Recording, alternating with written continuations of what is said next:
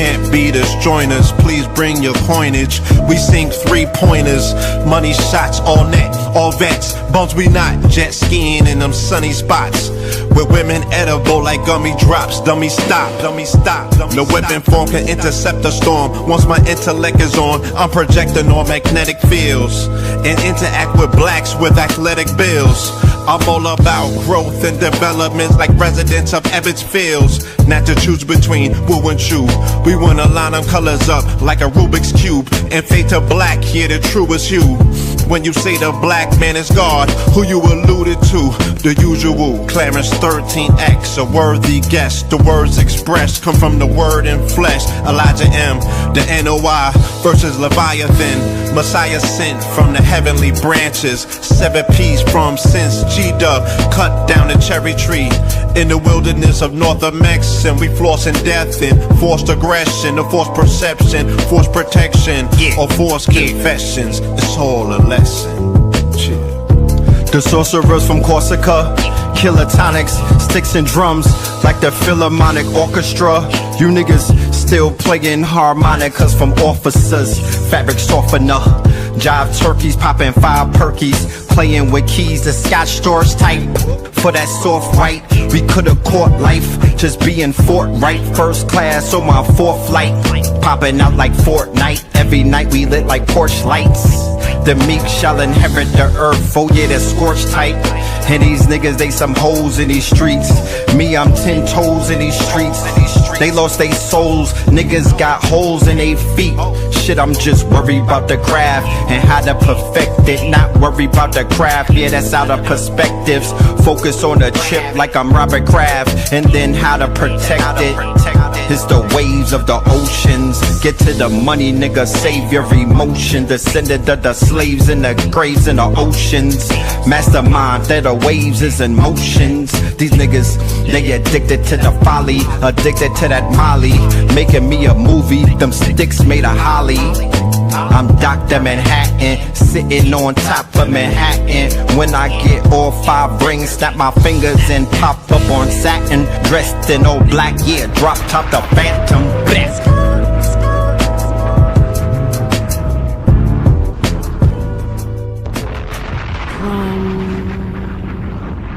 TV.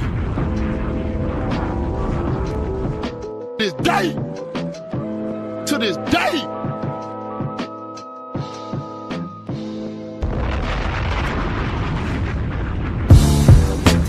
Can't beat us, join us, please bring your coinage. We sink 3-pointers, money shots all net, all vets. Bums we not, jet skiing in them sunny spots. With women edible like gummy drops. Dummy stop, dummy stop. No weapon form can intercept the storm. Once my intellect is on, I'm projecting on magnetic fields and interact with blacks with athletic bills. I'm all about growth and development like residents of Ebbets Fields. Not to choose between woo and chew. We wanna line them colors up like a Rubik's Cube and fade to black, yeah, the truest hue. When you say the black man is God, who you alluded to? The usual, Clarence 13X, a worthy guess. The words expressed come from the word in flesh. Elijah M, the NOI versus Leviathan. Messiah sent from the heavenly branches. 7 P's from since G-Dub cut down the cherry tree. In the wilderness of North Mex, and we flossing death and forced aggression, or forced perception, forced protection, or forced confessions. It's all a lesson. The sorcerers from Corsica, killer tonics, sticks and drums like the Philharmonic Orchestra. You niggas still playing harmonicas from officers, fabric softener. Jive turkeys popping 5 perkies, playing with keys, the Scotch storage type. For that soft white, we could've caught life, just being forthright. First class on my 4th flight, popping out like Fortnite. Every night we lit like porch lights. The meek shall inherit the earth, oh yeah, the scorched type. And these niggas, they some hoes in these streets. Me, I'm 10 toes in these streets. They lost their souls, niggas got holes in their feet. Shit, I'm just worried about the craft and how to perfect it. Not worried about the craft, yeah, that's out of perspectives. Focus on the chip like I'm Robert Kraft, and then how to protect it. It's the waves of the oceans. Get to the money, nigga, save your emotion. Descendant of the slaves in the graves in the oceans. Mastermind that the waves is in motions. These niggas, they addicted to the folly, addicted to that molly. Making me a movie, them sticks made of holly. I'm Dr. Manhattan, sitting on top of Manhattan. When I get all 5 rings, snap my fingers and pop up on satin. Dressed in all black, yeah, drop top the Phantom. Bless.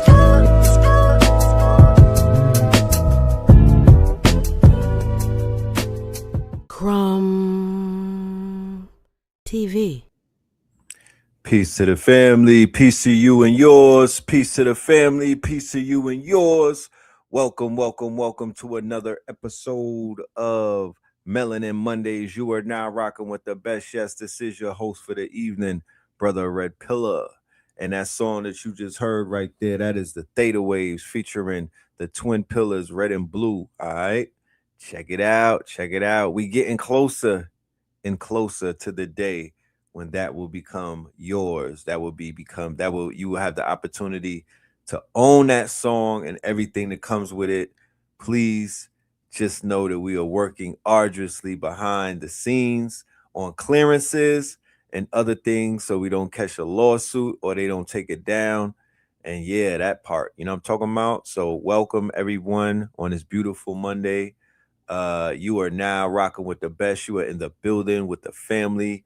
What's happening? How's everybody doing? First and foremost, shout out to every single person who was with us last night, the final episode, the final session of Imaginarium 90-day workshop. Lord have mercy. Oh my goodness. I remember when it started. Y'all was in that bitch at 2 a.m. with me. I think we did 7 hours. But it was fire. Original Black God came through, gave us that sauce. You know what I'm talking about? Original Black God came through, sprinkled that sauce on everybody. Now, I'm sure everybody ready to make movies and whatnot. He definitely came and delivered. He came, he saw, and he delivered. You know what I mean? And we are very grateful for that. We are very thankful for that. We are very honored to be a part of that session. Salute to my good brother, you know what I mean? And yeah, man, we're gonna keep cooking, you know what I'm saying? We definitely gonna keep cooking. For all of the KTLians, shout out to everybody that's signing up to the to our school, you know what I'm saying? With your continuation of your excellence. Shout out to everybody that is on school. Yeah, man, we about to turn up on school an extra notch. School is about to shift into a paid platform. We had the platform open. Shout out to everybody that got in. You will be, you'll have your grandfather status.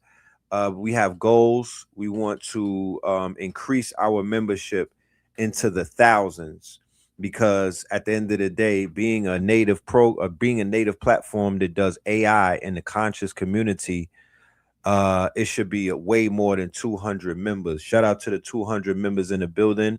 But yeah, I got goals and whatnot. I'm looking for 2,000, the minimum. You know what I mean? 2,000 the minimum. Shout out to all of my Patreons as well. We got a lot of Patreons signing up. Everybody that was in the building earlier today with the good brother Hey Rue. All right, brother Hey Rue with the Monday class. We went live on Patreon for maybe the first time. I believe that we're live on Patreon again. That is something that we will be doing a lot of. Shout out to all of the Patreons, everybody that's been supporting and whatnot. Yeah, I mean, the Patreon, that's real serious, because at the end of the day, y'all are literally voting with your dollars. Y'all are literally pulling up and, just expressing your thankfulness, because there's ways to express thankfulness, and y'all definitely understand the assignment. So salute to everybody signing up to the Patreon. Let's get those numbers up. You know what I'm talking about? Let's build those numbers up. Let's build the numbers up in the school and whatnot, and let's do what we need to do. Because at the end of the day, if you could show me where you'll get this type of value in other places. I'll go and sign up to those places, and I'll give them whatever they're asking for. And 9 times out of 10, they're going to be asking for maybe 10x or 20x to what's being asked right here. I was watching JT the Pocket Watcher a few of those episodes this weekend. Oh my goodness. Like, I don't want to be messy and whatnot. I try my best to stay in my lane, and I don't stick my nose into places where it doesn't belong and whatnot. But bro, I need a head count, because they going in, you know what I mean? And I don't want to get petty and do the tit for tat, because it really is not that serious. But you know, the month of, what is that, May? The month of May was basically I hate the conscious community month. If I told you how many goddamn corners on YouTube I ran into where they were having these seances, they were having these goddamn you know, they was basically having these goddamn these hate parties. It started with Nature Boy, but then it started to spread and whatnot. But let's talk about the EYL alumni. Let's talk about the people from the financial community and the shit that they done came up in this bitch and did since 2020. My goodness. Oh my God. I had no idea. For everybody that went out there and was trying to be, you know, follow the lifestyle. Y'all wanted to hop out of rentals and everything. Boy, they cooked y'all. I think this is like some post-polite type shit. You would have thought that somebody would have, like, you know what I mean? But boy, they had their way with y'all. They had they Atlanta, the Atlanta scammers. Man, they done pillaged the whole black community. The way that it looks, according to some of these channels, the fleecing that they've been doing, hundreds of thousands from people, millions of certain people. You know, it's a lot of Fed cases.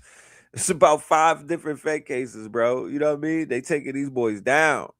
You know what I'm talking about? So discernment is so important these days. Oh my good. I mean, what the internet has turned into, this has become the wild, wild west. This has become the this is basically where chains and get snatched and pockets get. This is 42nd Street in the 80s to some of these criminals.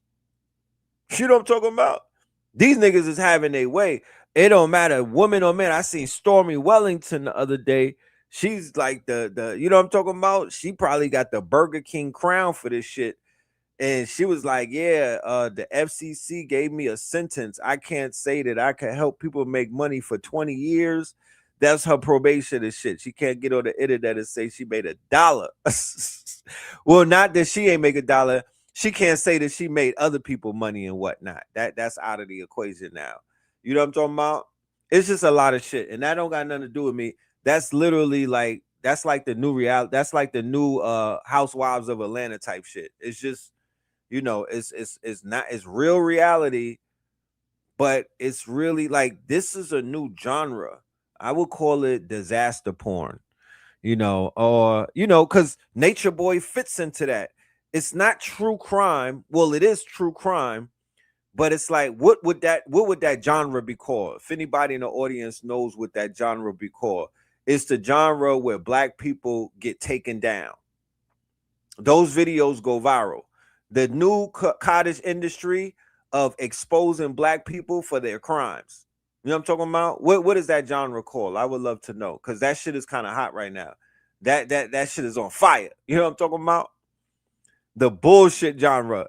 That genre is on fire right now. You know what I'm talking about? They coming out with 50-part series on shit, 40-part series, you know? But it is sticky. What does sticky mean? It means that if you catch wind of it, 9, maybe 7 times out of 10, it could get you stuck to it. You'll be like, damn, what is this about? Let me, you know, what's happening? If they put the video together with the hook in the beginning and something in the middle, if they layer it right, your ass is stuck. You're gonna go through all parts, you know. But all I get, if I watch 100 of those videos, all I walk away with is, bro, you should have known better. I told y'all before, and I'm not, once again, here's my disclaimer. I'm not hating the boys over there. Those, you know, I don't got no issue with them. But I remember specifically the last gripe that I had when we went to that convention center and millionaires was walking around. No, I think the man called himself a billionaire. They was walking around ice grilling niggas. This is a black man with a shit face looking at other businessmen like with a mug. And then you got billionaires walking around and they're not buying nothing. Like, why are you even here, fam? They on the stage. If you a billionaire and you on the stage in front of 30,000 melanated people, my nigga, and you don't pull up a plan on the prompter or on the projector, what are you doing there? You're a billionaire. There's nothing to talk about. You can't tell us, no, these are the 5 things that I do. I don't care about that shit, bro. I don't care about none of that. What the hell do you have planned for these 30,000 people that's sitting in front of you, and a lot of them got 800 credit and they got some bands on them? Nigga, you're talking about your life? We don't care. You wrote books about that. You're a billionaire. We're in Atlanta. The fuck are you talking about, nigga? They booking. I seen the roster for this year. I'm like, what is this? This shit look like 106 in Park. What are we doing? Where's the billionaires with the plans? Why are they eluding EYL every year? How are they eluding them so good? How are they hiding from their fucking publicists? Because they can't find these niggas. They're not on those stages. Name one video that went viral where a billionaire or even a millionaire got up there and was like, I got a plan. And these are the steps of my plan. Pull out your phone, scan the QR code. Let's start right now. There's more people that went to jail that was on those stages like P. Diddy that really never got publicly denounced. I might have missed it, but I didn't hear nobody throw that nigga under the bus over on that side. There's more Finesse, the nigga Unemployed, the podcast Rich and Unemployed. There's a bunch of niggas that's in jail right now that was sitting on them couches. So what's the value of these people that y'all call billionaires getting on them stages? To take pictures? Yo, follow me on Twitch. What are you doing? Like, what's the purpose? I really want to know.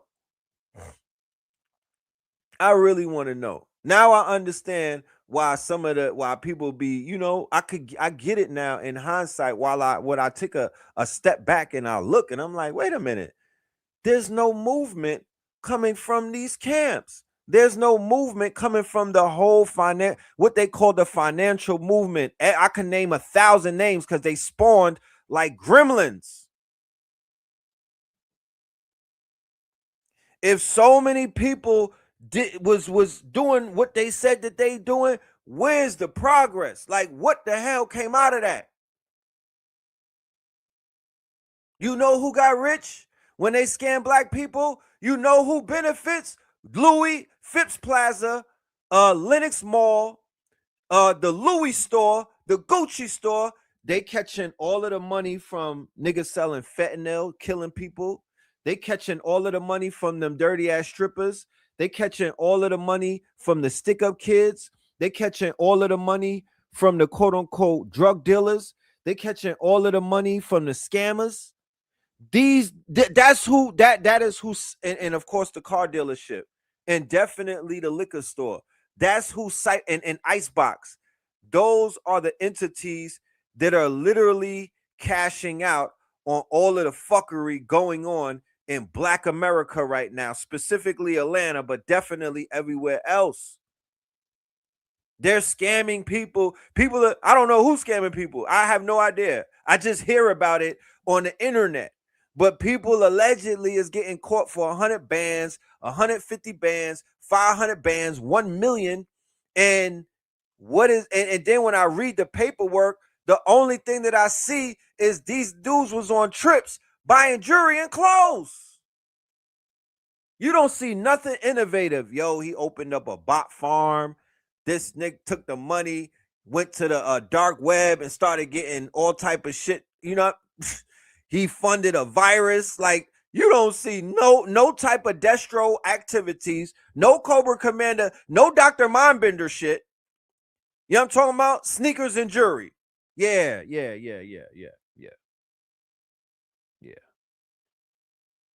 That's just it's just an observation. Like, I am not going to take up the mantle and turn into the, you know what I mean? You ain't going to see me do a spinoff of JT the Pocket Watcher. Like, I don't care. But I definitely want to ask questions because they need to be answered. You know what I'm talking about?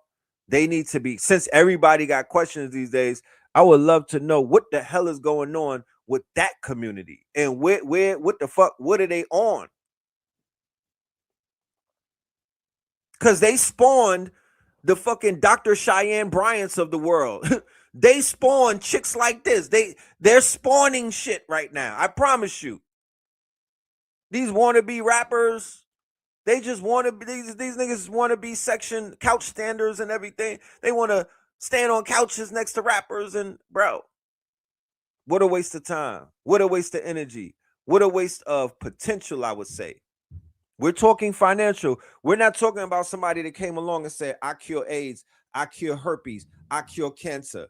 Then we're not talking about somebody that came along and said, I'm going to help you learn about who you are from a molecular level. We're not talking about that. We're not talking about somebody that said, yo, I could do a reading on you with your palm and everything, and I could show you some shit that you probably never knew. No, we're not talking about that. We're talking about people who came along and said, I could fix your credit. I could get you lit. I could turn you up. That's what we're talking about. And, you know, if that's the case, we should have more motion as a community, because community-wise, we had to watch niggas buying people groceries and everything and all of that hype that you know what I mean? We watched all of the clout chasing. So if we got to see all of that, then tag me in the videos where shit is getting built up. And I don't care about building houses and building little divisions, and that's cool and everything, but nah, polite messed that up. I don't even trust nobody with a hard hat on standing outside, you know what I'm saying, on a construction site. Nah, I ain't going for it. That's not that's cute and everything, but no. So that's it. Let us continue. Let's go ahead and do the roll call. See who's in the building and whatnot. You know what I'm talking about? Let's see who's in the building. We in the building, gang. You know what I mean? It's a beautiful Monday. What a way to start the week, right? Or rather the strong. Before I even forget, while y'all getting yourselves together and whatnot, let me do a few announcements. We got a few announcements to make tonight. There's some important things that need to be brought up. First and foremost, Techno Bowl is tomorrow, ladies and gentlemen. It don't matter if you in El Segundo. It don't matter if you in Boise, Idaho. It don't even matter if you're on the dark side of the moon, my genius. If you could get Wi-Fi, you're going to tap in, because we are about to make another classic. We did one last month with Dr. Vicky Hamilton. We finna do it this month again. Me and Spin City turning up digital cloning and advertising at Spin City headquarters. We're going to be live streaming to the world. If you don't have your ticket, what are you waiting for? Huh? Like, for real. What are you even waiting for? Techno Bowl IRL, the blue QR code right there in the corner. Scan that with your phone.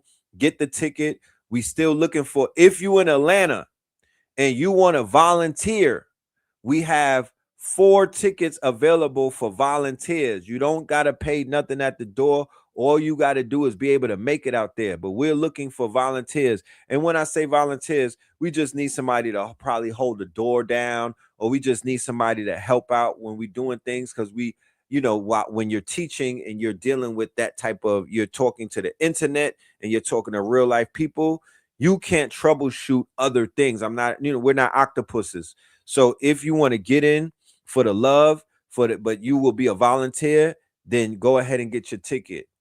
You know what I mean?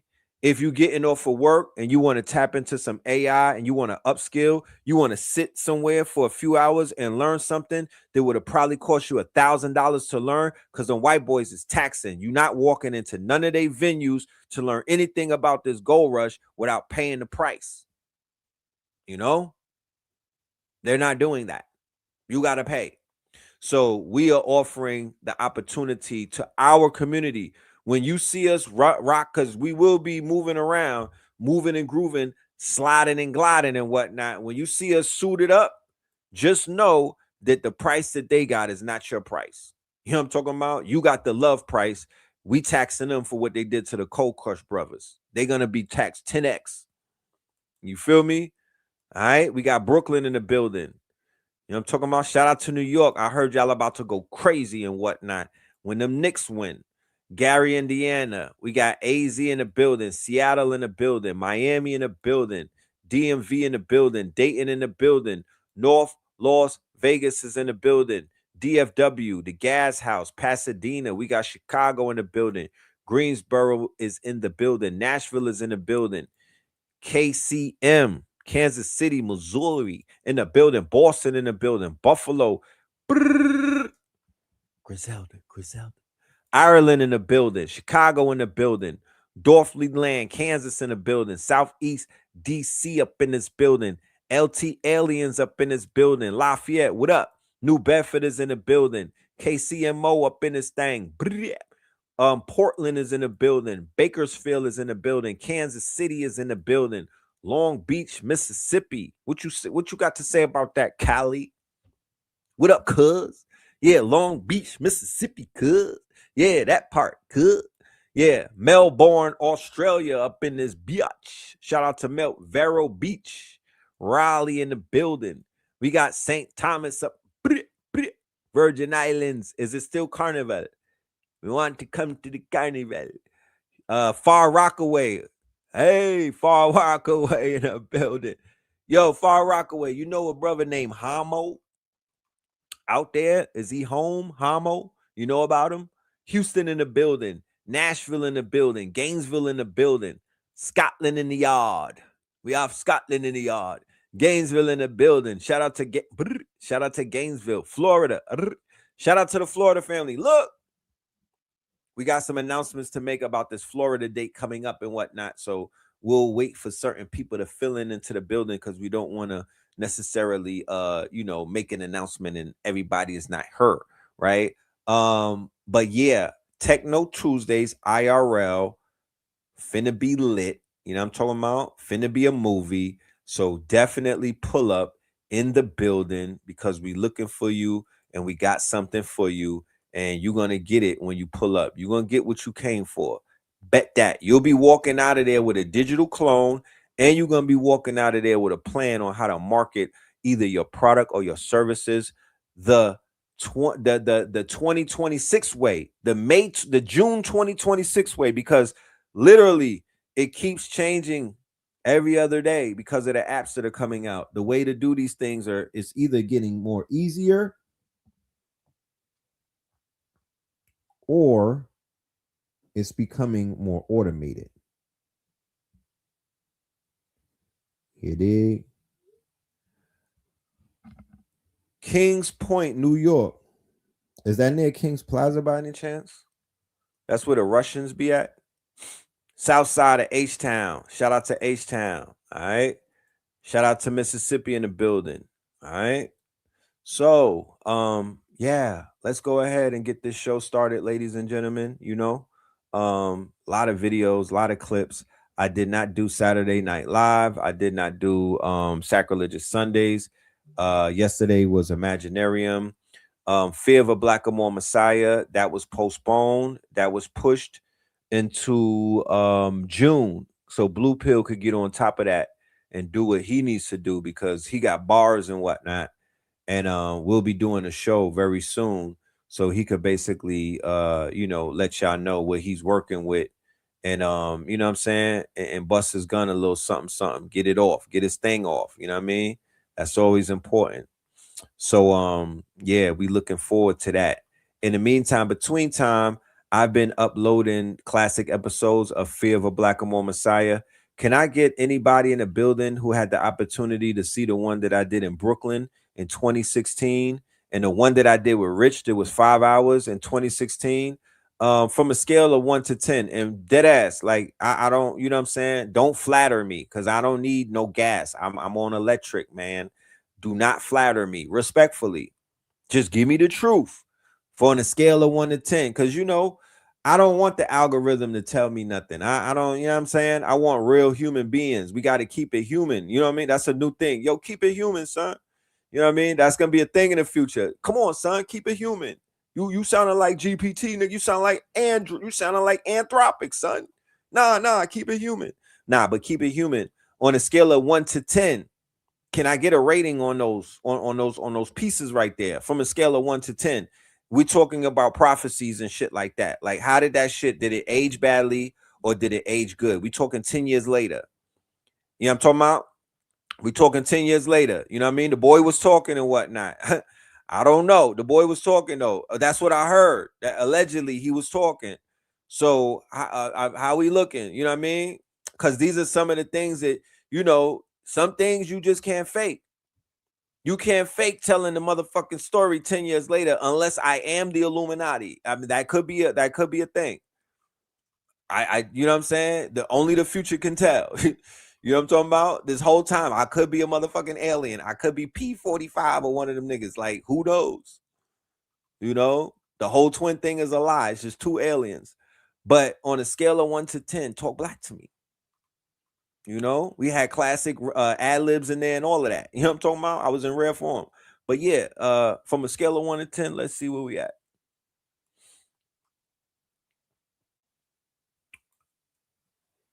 1, 2, and 3 was the at least a 9 on each. Thank you. 10. Our truth is priceless.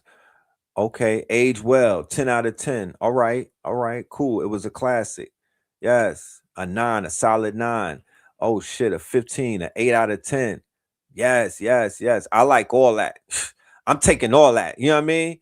And I'm even open for suggestions. But I mean, you know, it was 10 years ago. Hopefully I changed up my it was a little bit of profanity. There's a lot of passion. You know what I'm talking about? I would say that things have changed a little bit. You know what I mean? I would say that things have upgraded. I don't curse that much. If I do curse, it's you know, it's a little tempered. But yeah, I was even watching it like I was like, what the heck? I was you know what I mean? Who is this kid? You know what I'm saying? Like, I almost forgot it was me for a minute. 99.9. See, there you go, Autumn. She pulled right up to the Texaco.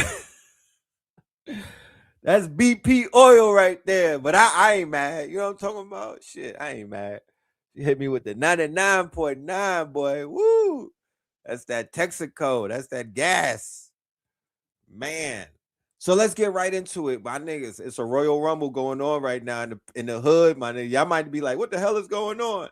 Listen, we gonna start it off with Dr. Bryant. Fuck that. I was gonna warm up and build it up. Nah, let's get right out the gate.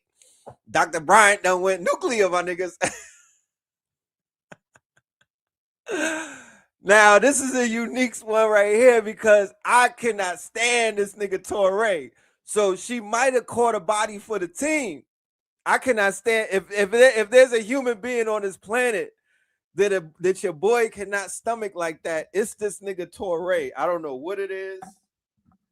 But ever since MTV days, boy, he has not been my cup of tea. You feel me? It's some dudes that I know that if I just talk to, I might go ahead and two-piece them. It's some niggas that I'll debate. It's some people that I'll laugh it off with. But it's some people that I will two-piece. You know what I mean? If we get in a slight argument on some Reggie shit, Torre is one of them niggas, bro. I will two-piece Torre just off of like 3 minutes of talking to him because he has a very sassy, aggressive way about him. And I don't have nothing against sassy, aggressive niggas and whatnot. But he's mad passionate about his sassiness. So she caught wind of that today and just went in on that nigga. And allegedly they had a podcast together. I think that if anybody wants to send Torre a resume, he might be looking for a new co-host. Cause yeah, more gentle men who understand. Ray, you're very gentle, and it comes at Torre, you're very gentle. Wait. That's right, girl. You don't need no fucking license. Talk to these niggas. No wonder she don't want you niggas to find her license. She called this nigga gentle. Hold on, this is the internet. angle that doesn't always work for people. Let's just stop and go. Then he proceeds to go gentle. She called this nigga a Gentile, right? But he didn't drop his nuts. He didn't, you know what I'm saying? He didn't drop it. He didn't drop it. He didn't say that, you know what I mean? He didn't say, those charges are unfounded. You know what I mean? He didn't say that you can't pin that on me. No, he didn't do that. He went right into being gentle. Yeah, he went right into being gentle. Go back. Because I'm wrapping the show and you're interrupting me. First of all, this is what we spent a whole meeting on. For people. Let's just stop and go back. Because I'm wrapping the show and you're interrupting me. First of all, if I send you that, just know I'm about to get gentle on your ass. Yeah. I'm about to go super sassy on you niggas. If I send you this, let's just stop it. Yeah, I'm finna go sassy on you. Stop. Let's just stop and go back. Because I'm wrapping the show and you're interrupting me. First of all, this is what we spent a whole meeting on this. First of all, Teray, why don't you let me wrap the show? I'm ending the show. We spent the whole meeting. Let's investigate this shit. Like, let's take this shit apart piece by piece. First of all, they got Frank Ski in the building. Frank is like, what the fuck am I? What the hell did I just stumble upon? Then he said we had a meeting on this. Okay, Torre, you had a meeting with Cheyenne. Let's just call it a doc right now. You had a meeting with the doc about cutting you off. What did you have a meeting about? Huh? Yeah, he said we had a meeting about this. You're violating the meeting. Teray, first of all, Teray, why don't you let me? Yo, them soy burgers from Subways, the soy heroes. Yeah, you might want to avoid those. Yeah, those soy the soy burgers. Yeah.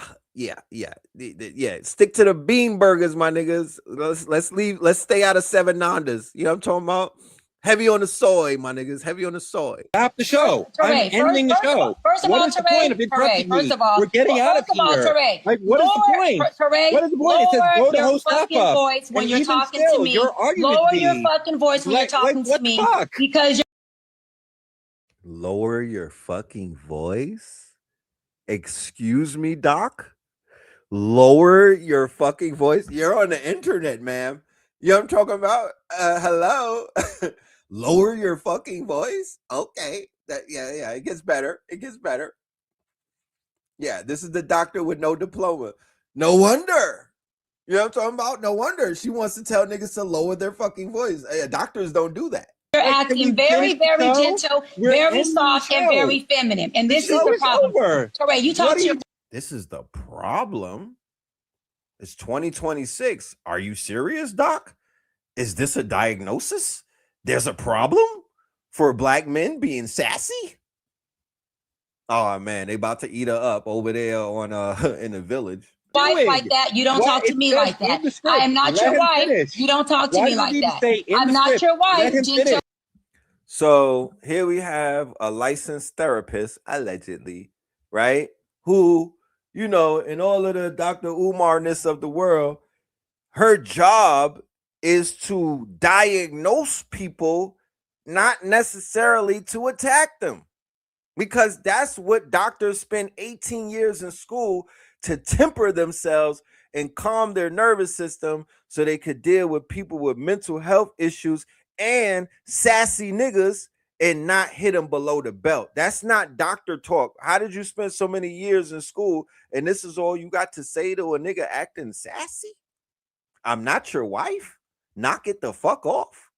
She could have diagnosed him a little bit better, man. I mean, goddamn it, I'm sure her Calendly is popping right now. I'm sure they running and banging her door down for some motherfucking sessions after this.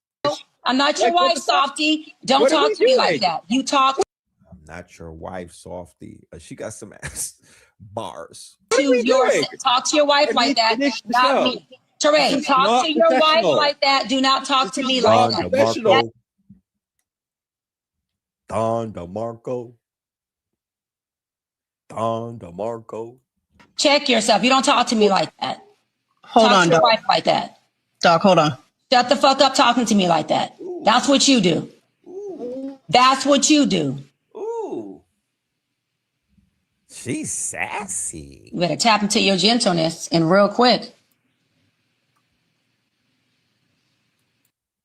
Did she tell this?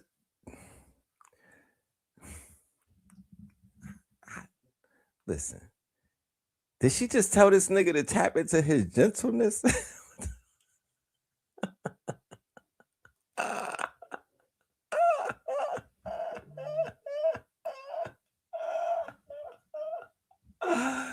Yo, sassy niggas around the world is probably going crazy right now. She's breaking the codes. We ready? I've been ready. Been ready. Oh, Wrap this up? Quiet. Yes, as I was doing. And then we'll speak off camera. Here we go. Approach me. Don't fucking talk to me like that. Check. Frank and Ariva, I apologize. Check yourself. You don't talk to me like that. Hold talk on, to your Doc. wife like that. They muted his Doc, mic. hold on. God. Shut the fuck up talking to me like that. That's what you do. That's what you do. You better tap into your gentleness and real quick.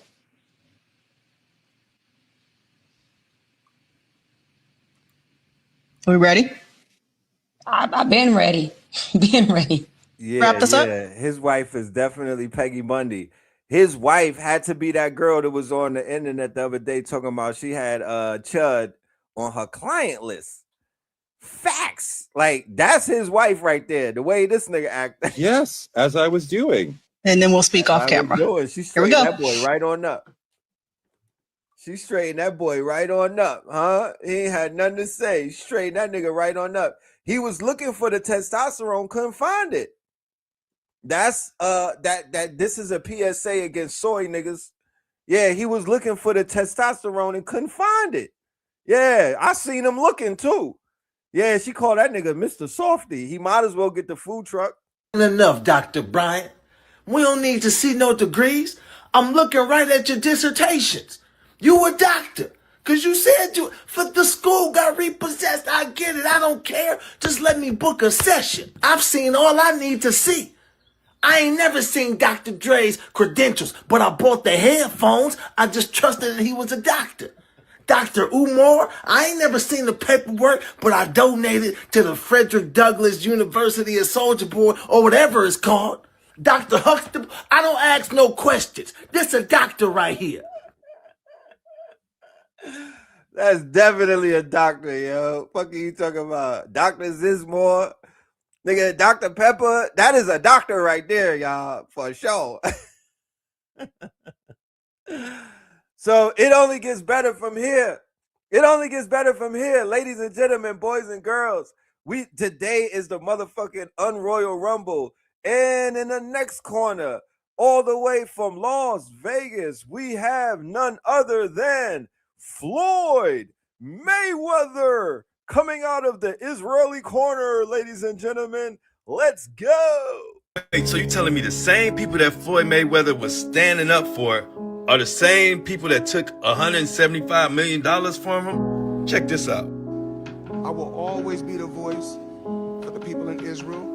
I will always stand behind the country of Israel. The one and only Floyd Money Mayweather in Israel. I will always be here for you guys when you guys don't have a voice. Let me explain. This is what's supposed to be Floyd Mayweather's good friend and business partner, manager, whatever, Jonah Recknitz. He is a big part of Israel, and allegedly, he is the manager who scammed Floyd out of all kinds of things, but namely they took his jet. According to the lawsuit that Floyd Mayweather had put in, they wired millions of dollars into accounts that he didn't know about. And it was all behind this guy, Jonah Regnitz. And it's really crazy because Floyd was caping and standing up for Israel so much. And then to find out that the same people that he stood for scammed his pockets, according to him. And from a couple of inside sources, they're saying that guy moved in and kind of X'd out all the Floyd people around him that had been with Floyd. And he got control of everything. And according to Floyd's lawsuit, he stole money, stole property. He even took $100-something million worth of jewelry, which I don't know why you got $100 million worth of jewelry, but sold it back to jewelers for only $13 million. I don't know what the hell going on, but this is a cautionary tale. Do not trust everybody with their money. And this came back to bite Floyd in the butt, and I don't like it. What if I told you? So Floyd Mayweather, Mr. Zionist lover, this is a cautionary tale for every single bootlicker out there, every single coon out there. If they did it to Floyd, imagine what they gonna do to you. This man right here, in the midst of everything that was going down, right? In the midst of everything, even in the heights of the Ye stuff, the height he went against Ye. He had Polite write him some shit to go against Ye. He had Polite ghost, because Polite was his ghostwriter. All of those IG posts that he was doing where he sounds slightly intellectual. Yeah, that was Michael fucking Nowak. You know what I'm talking about? He went against Black America for Israel, bro. He went over there, and all they used to do, if now when you go back and watch the videos, it's gonna be plain as day. He's showing off. He's wearing a diamond encrusted yarmulke. They're standing, every single person standing around him dug his pockets and stole from him.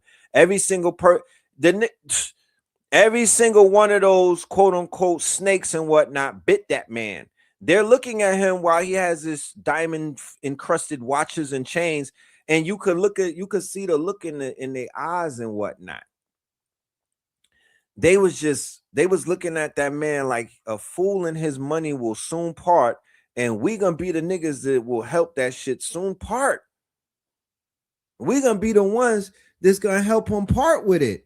And boy, oh boy, they was like, let us get him before anybody else do. You know what I'm talking about? They was like, let us book this stupid ass nigga before anybody else does. We need that money. And Floyd Mayweather just happens to be one of many of our people. I promise you, if you were to buy the rights, or if you was to buy the box set of Where Are They Now, or what they call Unsung, if you was to watch the marathon of Unsung, and you literally took your time, it's just a little bit of due diligence.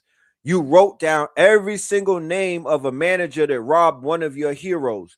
You wrote down the label owner. You did a research on them on Perplexity, on Gemini, Google, or on ChatGPT. And you went in there, and the first thing you say is, what is their nationality? You start with that. You write the name of the person who scammed one of your people and whatnot, one of your childhood heroes, one of the motherfucking greats, the Michaels, the Princes, the James Brown. You write their name down, and then you go and you do a cross-reference. I guarantee you 95% of the people who fleeced our people, left them penniless, left them on drugs, left them addicted. Some of them even got bodied. They come from Is It Real? Small hats. Facts. Stop playing. I hear people out here trying to cover for them and whatnot. Man, they must be getting some type of welfare from these niggas. You know what I'm talking about? It sounded like niggas is on payroll. You gotta prove to me that you not one of them. Fuck is you talking about, little nigga? You gotta prove to me that you not a devil. I seen enough. I don't trust near one of them. Fuck you mean? You gotta prove to me that they not all down with this shit. How, Sway? I've seen too much. I don't know who to trust. I don't know who to trust. These are some real slippery, slimy people. They will smile in your face. They will break bread with you. They'll sit at the table with you and your family. They will be the godfather, godmother of your children. They'll even bail you out of hard body situations and whatnot, only because they're playing the long game. And when you are not looking, and when you're at your most vulnerable state, pow, right in the kisser. That's how they get down. You know what I'm saying? And I promise you, they've been doing this to our people specifically for a very long time. So why are we not calling a moratorium? Niggas got a lot of smoke for like Africans and other people. What the fuck? What about these niggas? What about these niggas? What about them? I don't hear that the smoke is not, niggas don't sound smoky enough. Niggas ain't smoky enough when it comes to these people, but I promise you, these are the ones that been robbing us.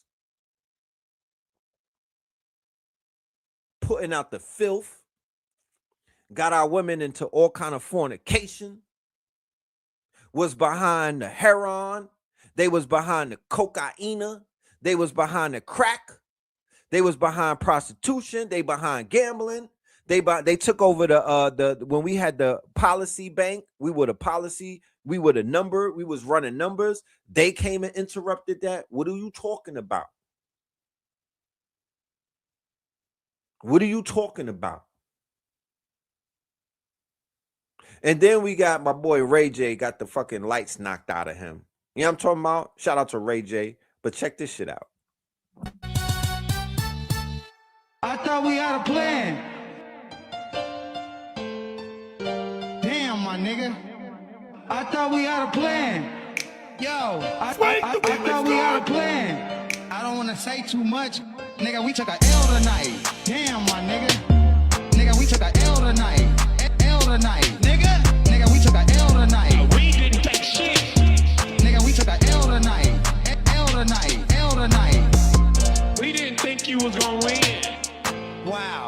We didn't think you was gonna win. Wow. We didn't think you was gonna win. Nigga, we didn't think you was gonna win. I thought we had a plan. I thought we had a plan. Damn, my nigga. Damn, my nigga. I thought we had a plan. Yo, I thought we had a plan. Damn, my nigga. Nigga, we took a L tonight. Nigga, we took a L tonight. L tonight. Nigga, we took a L tonight. We didn't take shit. Nigga, we took a L tonight. L tonight. L tonight.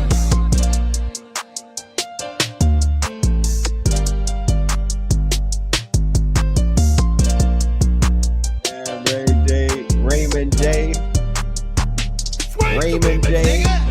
How you gonna let Super Hot Fire knock you out though, of all people? God damn. Not Super Hot Fire.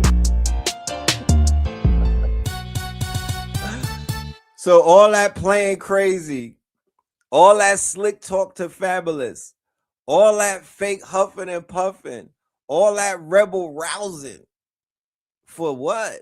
To look like Ronda Rousey? Come on, fam. No, you can't talk tough no more. You and Blueface, they gotta be an island for niggas like this. You know what I'm talking about? They gotta be an island. We gotta ship. They need to get deported. Like, we need to start shipping niggas out, man. I know the whole thing where you was born here, yeah, but figure out a way. Talk to Trump. There needs to be an island, loser island or something. You know what I'm talking about? My guy got to straighten up. My guy got to straighten. I've only had one wish, is for you to lose that belly, my nigga, and straighten up. Get off that white girl. You know what I'm talking about? It's not looking good for you. We took an L tonight. Yeah, nigga. Man. Oh, man. Russia and China just. So, let's go into this. Now, remember when we were talking about, we was talking about No, we'll get into the geopolitical shit after the entertainment. Let's do that. Let's do that. You know what I mean? Let's do that. Let's get into that. Because I don't want to go serious laugh. Let's temper this shit. You understand? Max B done lost his goddamn mind. Lord have mercy. B, we giving you 24 hours. Tag that nigga. Tag that Windex laughing at. We giving you 24 hours because you said this. Cause Kane and them been running since they started. They ain't stopped running. Who, Kane? Big Daddy Kane. Where Kane at? I ain't see Kane. The last time you saw Big Daddy Kane. Come on, man, don't do that shit. Nigga, I just did 18 years like you. I ain't see Kane. Kane wasn't even on the kiosk. What is you talking about? Yeah, Big Daddy Kane. What the fuck? And Big Daddy Kane said this, nigga. Straight from the Brooklyn streets where they could see me at. Where it's never easy at, that's the borough we be at. Real hitters keep the strap for any type of beef or spat. Make your head tilt back like Ed BC hat. That's where we gon' leave you at, make them take a leaky nap. Anytime that we attack, you don't want a piece of that. The thug mentality can be an aphrodisiac. But you're doing too much, homie, please relax. You make this animal damage, you animal banish. You handle you flammable like a match. You do a candle, do with words, I'll be your man if you plan to do any anamical acting against the intangible. You must be sniffing albino. Realize I'm a G, you just Sajo. Realize that's Mike, but not Dino. Simone, yeah, not wino. Nigga got to drinking some wine afterwards, Max. 24 hours, nigga, and I'm not talking none of that, hey, babe, none of that Vaseline rap shit. Because Kane didn't do a podcast, he didn't go and talk shit, he came and rapped. So you have to rap, Max. You didn't just get out of Max, and you're talking at a minimum. Okay, I'm hearing a lot of laughs and not a lot of raps. Fritz, talk to your boy. Kane said that thug mentality can be an aphrodisiac.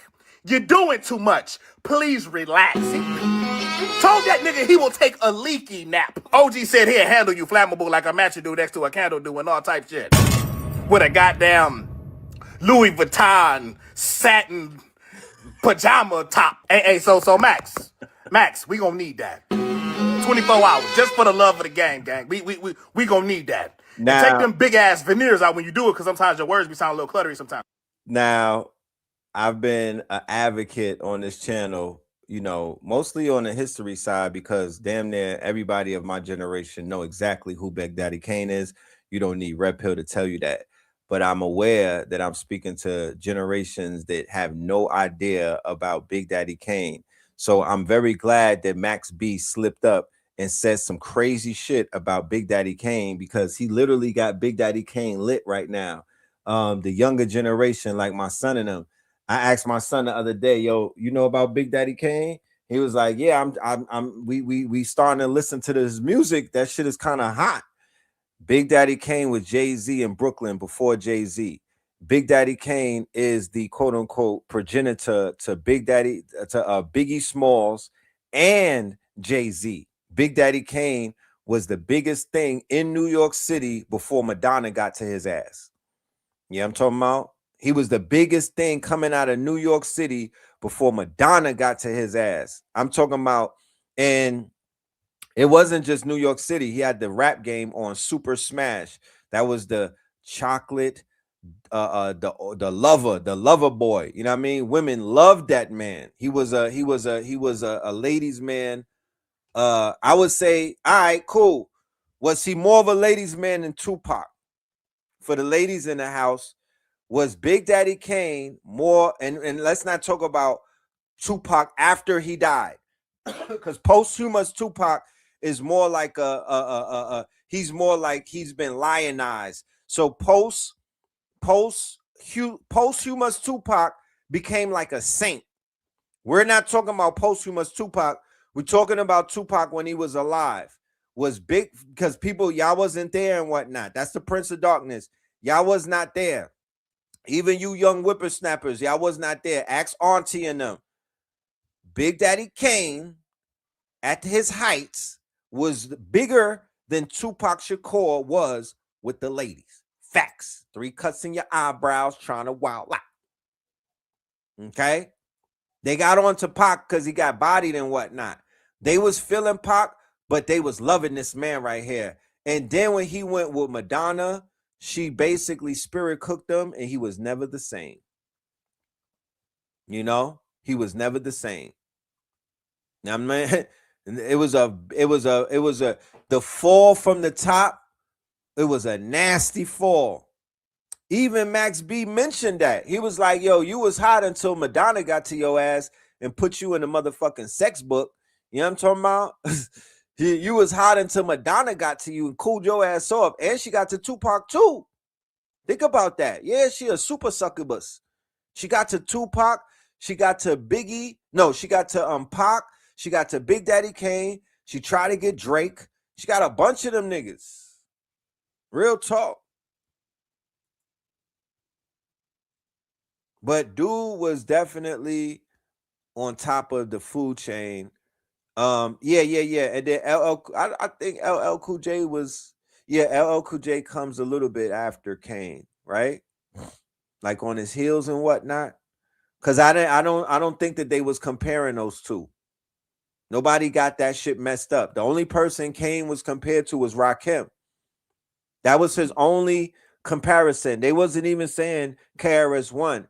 It was Kane and Rakim. That was the war that everybody wanted to see. And I think that would be the biggest, that would be the best verses. If they wanted to resuscitate verses, that would be the one. Who did he battle in verses? Who did this man battle in verses? You know? Yeah, she kissed Drake. He was about to throw up. Oh my goodness. Yeah, first Naomi creeped in. That Epstein box. First Naomi creeped in on his ass, and then she passed him around, and Madonna bit him.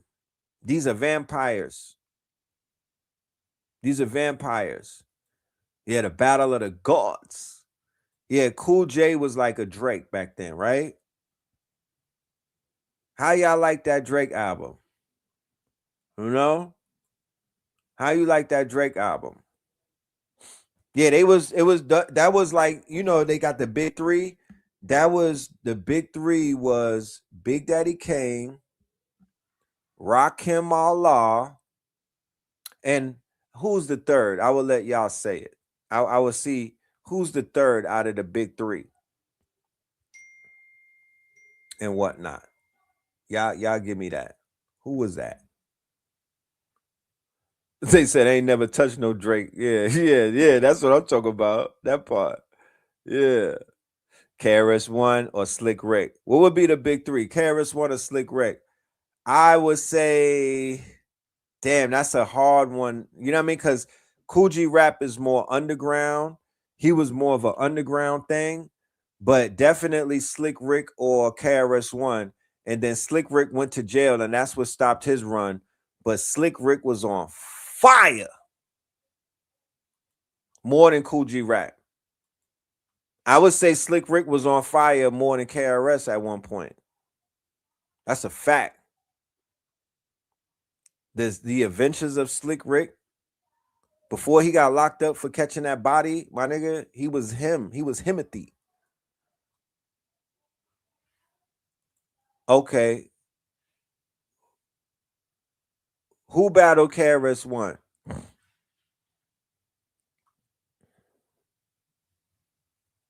Yeah, but BDP was crazy even after Scott LaRock died. BDP was crazy. Rising power to Rob Bass and DJ Easy Rock. Dougie Fresh and Slick Rick. The Lottie Dottie in the show. And I was trying to tell somebody this the other day because it takes two, right? Rob Bass, Easy Rock. It takes two. That shit was It Take Two was a hit for 2 summers. And so was the show. 6 minutes, Dougie Fresh show on. That's when I lived in Harlem. On. This is like 85, 84. Dougie Fresh, Lottie Dottie, and they had, remember, this was back in the days where the artist had 2 hits because the album or the tape had an A side and a B side.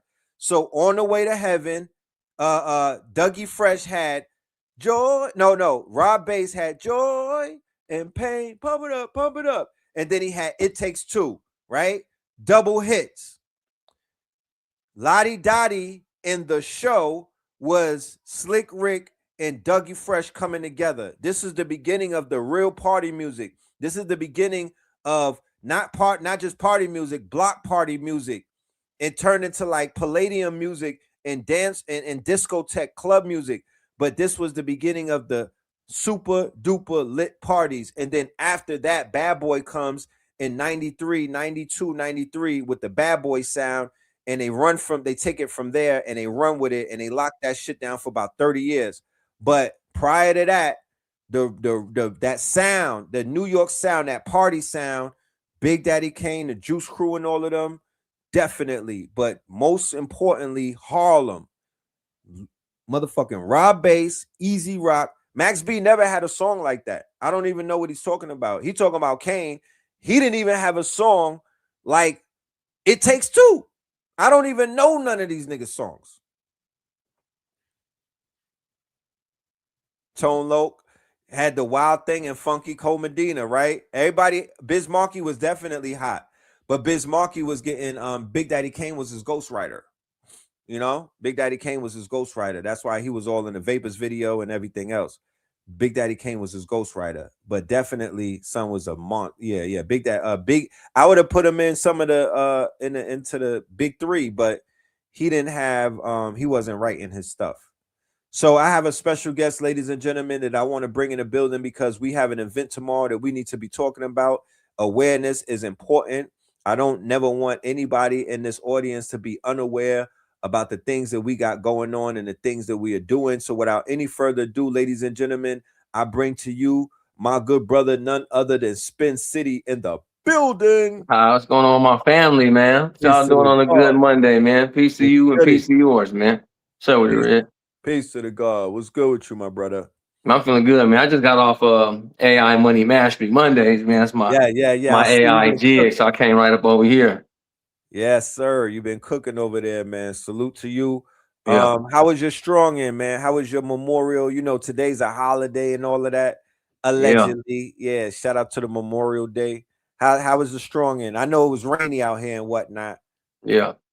I mean, I still had a blast, man. I still had a blast because, you know, all the Gemini drops, I was able to cook up something so crazy, bro.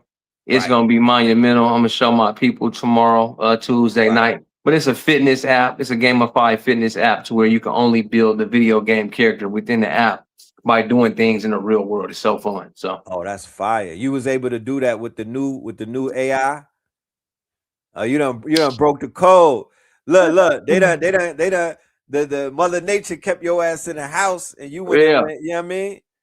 Look, yeah, it kept me on that code, man. It kept me focused for tomorrow, for real. Like in a real way. If I'm gonna bring that full circle, it kept me focused. I've made a lot of clones that people will see tomorrow. Doing different things with the cloning, teaching a lot about the second brain theory, how to make money with the second brain theory. So overall digital cloning, doing global commerce with the digital clones and with the second brain theory, which is using AI, something like Claude Code or something with Obsidian, how Red and Hisayu do. It is very impactful. It's very important to merge what I wrote a book on 3 years ago, which is your actual intelligence, the artificial intelligence that give you accelerated intelligence. So now that we're full throttle into accelerated intelligence, I think it's more monumental now than ever to take because you go to Google AI Studio, man, you're able to launch directly to Android. So you know that y'all know, man, hey, I wish, you know what I'm saying? I wish we could do away with vibe coding and get more into flow coding and get into a flow state of mind. You can really create monumental shit, step by step, level by level, because now people are going to swarm the Android app place with crazy apps that don't really make sense. No defense, no guardrails.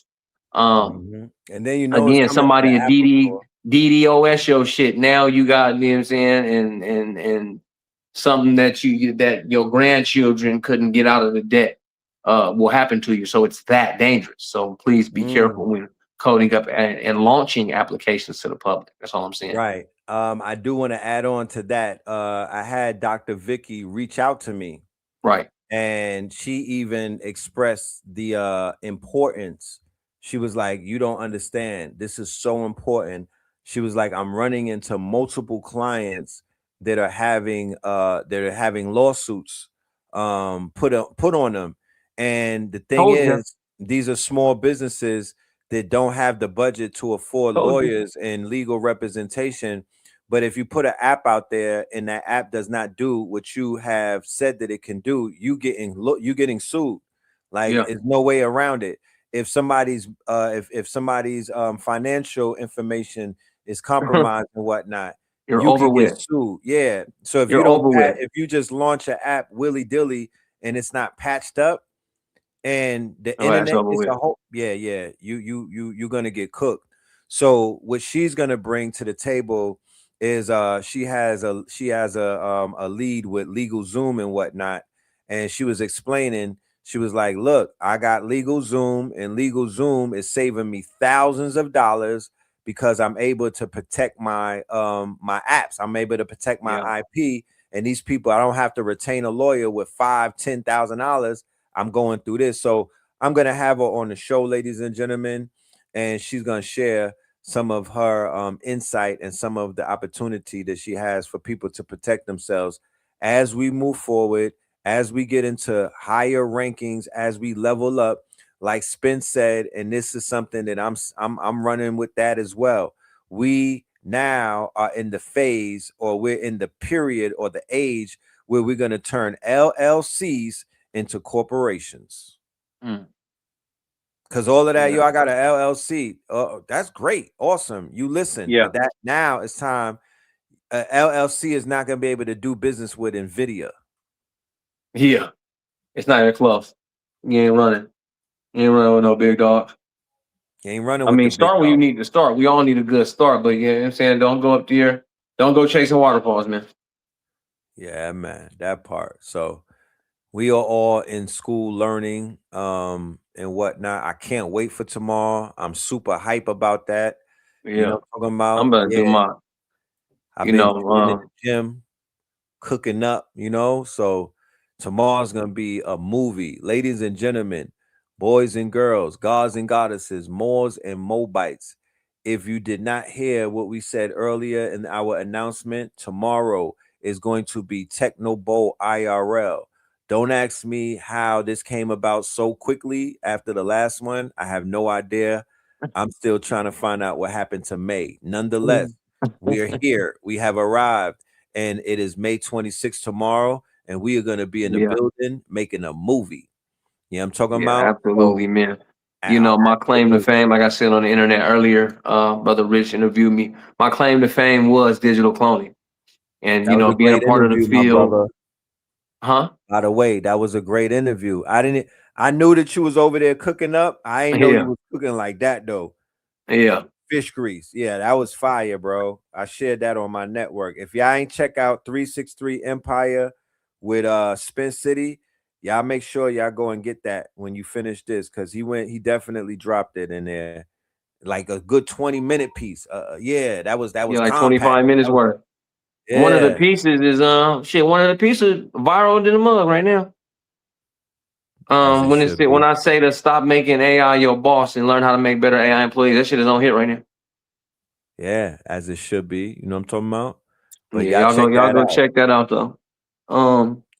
So yeah, man, my claim to fame was definitely the digital cloning thing and doing global commerce with clones.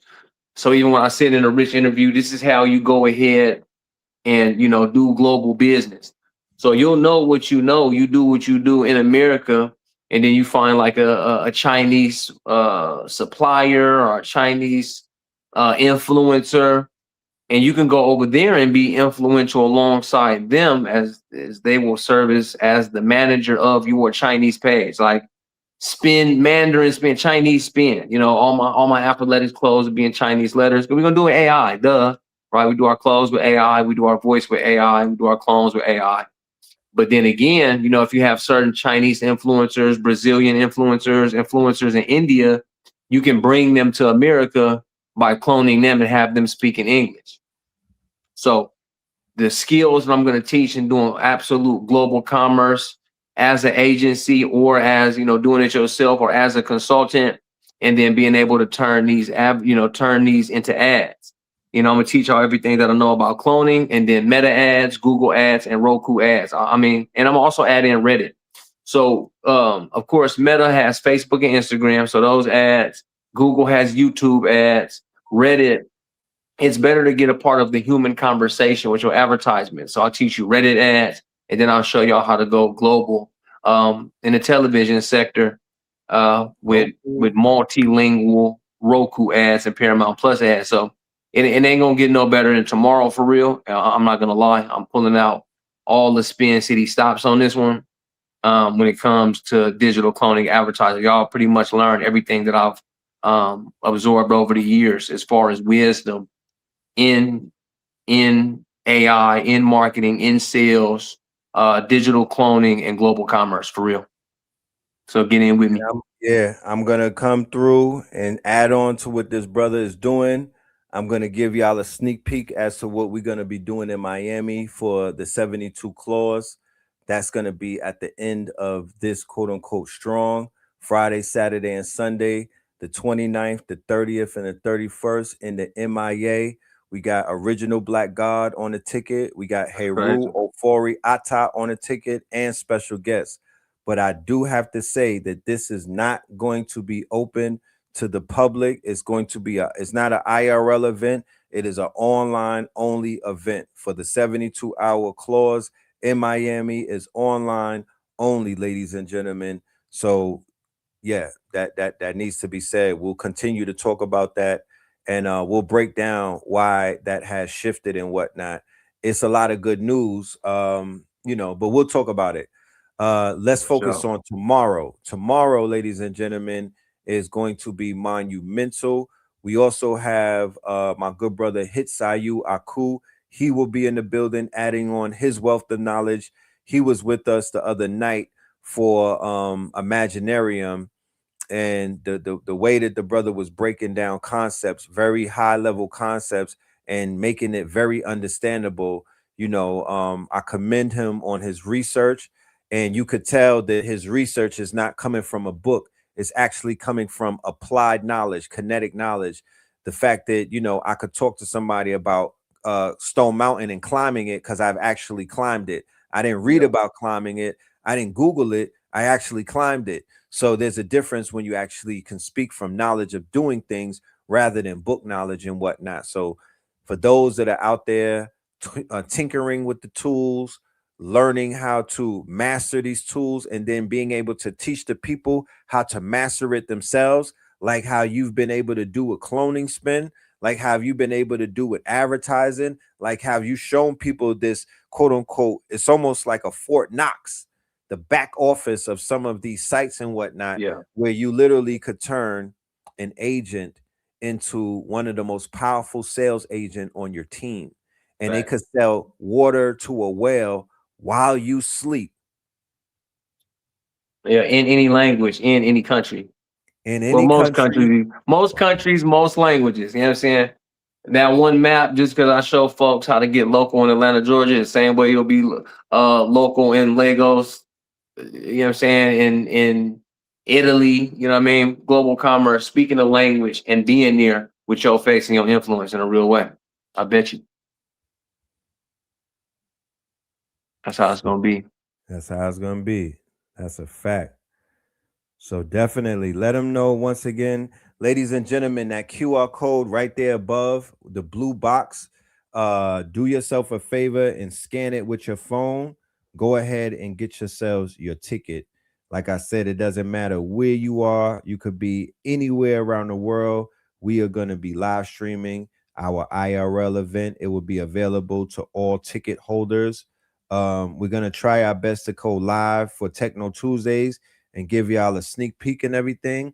But Techno Bowl IRL is completely different from Techno Tuesdays. It's a standalone event, and it is a live stream event with a pay gate, but it's not a lot of money. We are not out here trying to fleece the family. We are here we are here teaching the family and reaching the family to higher levels when we upskill them and show them how to profit with this AI, not to be in fear, not to be confused, not to be pulled in all of these directions and whatnot. No, how to apply yourself. And don't worry, you're not drinking up none of the water with the stuff that we telling you. You're not drinking none of the water. You ain't drinking up none of the water. We ain't doing we not building out spaceships and stuff. We just tweaking and prompting. We ain't drinking up none of the water. Facts. Drink water too.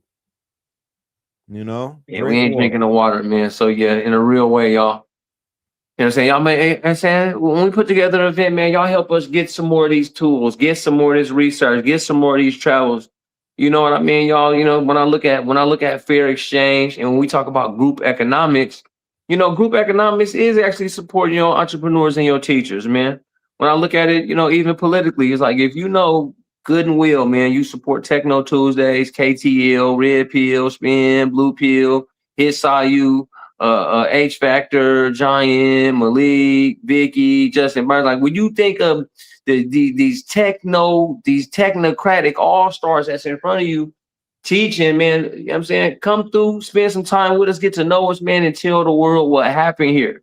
Tell the world what you hear on Techno Tuesdays. Tell the world what you see on Techno Bowls, man. It's just so that we can be more impactful. It's just so that we can be more influential. If you know that if this is the way, like you doing this disservice to the community by not sharing it. I'm just saying sharing it wise. I'm not even saying, hey, you attend, man, I love you. But other than that, man, share this stuff around because it's impactful to us. You know, it's impactful for families that's losing jobs. And we know where AI is giving jobs. And we'll give you the context and a step-by-step on how to get in these lanes by using these tools. So, man, y'all go ahead and get in with us, man. Ain't no thing to scan that QR code, man. Come see us digitally if you're not in the Atlanta area. And if you are, man, you better come over here, man. Come over here, man. Bring your laptop. You know, I'm not really a paper note taking person. Please bring your laptop. If you're watching it digitally, try to do a double screen, try to do something. So when I go to these, that's the Techno Bowl, man. These the best plays. When I get on, man, I don't got really much to say other than the plays. Get your Hage in, get your 11 lab started. Okay, you're gonna get ready to do this type of video. You're gonna do these type of scripts. You gonna come on, man. We ain't playing around, man. We getting the global commerce and digital cloning, man. This some of the realest shit I done ever brought to the community, man. That's my claim to fame because it was so hard in 2023 when it was happening. So y'all get in with us, man. It's a Techno Bowl, man. Indeed, my brother. So I want to say, they buying tickets too as we speak. So that's a good thing. Thank you, man. Thank you, man. Yeah, thank you, y'all. We appreciate your support. We're doing this for y'all. We don't want y'all to miss out because at the end of the day, we got the information. Like, you know, I get it. I learn every IRL. I'm taking notes as well. So I'll be giddy to get up in there. But we really want y'all to get the information. It doesn't benefit anybody if you don't get the information to use it. It's your success. It's your breakthroughs. It's your quote unquote, it's your leveling up that solidifies what it is that we're doing and whatnot. We're more powerful together than we are apart in so many ways. I was saying that earlier, Red. I just want more of y'all to know what I know. That way, you know what I'm saying? It literally makes the army that much stronger, y'all. Stronger, right. If we the leaders and we the generals, and just because we know how to scout land and we know how to move and we know how to take the high ground, y'all should know it too. That's a factory. Y'all should know it too. Especially to my family that says, you know, I'm one of them people. I'm a little bit of a anarchist, and I say, hey, it's a war outside. It's a war on our mindsets. It's a war on our technology. It's a war on our skin. It's a war on our gold. It's a war on our pineal gland. It's a war on our finances. It's a war on our children. So if you are like me and you know it's a war, man, come get the equipment, man. Come on, get in with me, man. I developed a bunch of equipment, man. Come over and see your boy, man. I'll make sure it's fun, man. Yeah, we make it very fun too. Yeah, because you can't have a fun. You can't have a function without a little fun first. That's right, man. That is right, man. Peace and blessings to y'all, man. I appreciate y'all for tapping in. You already, digitally. Bro. I'm gonna make a move, my brother. Peace to everybody out here on a good Monday. I will see y'all tomorrow. I know I'm gonna see y'all tomorrow. I'm gonna manifest seeing all y'all tomorrow. that tap in with Techno Tuesdays, Red Pillar, and know the ledge. All right. Peace. Peace.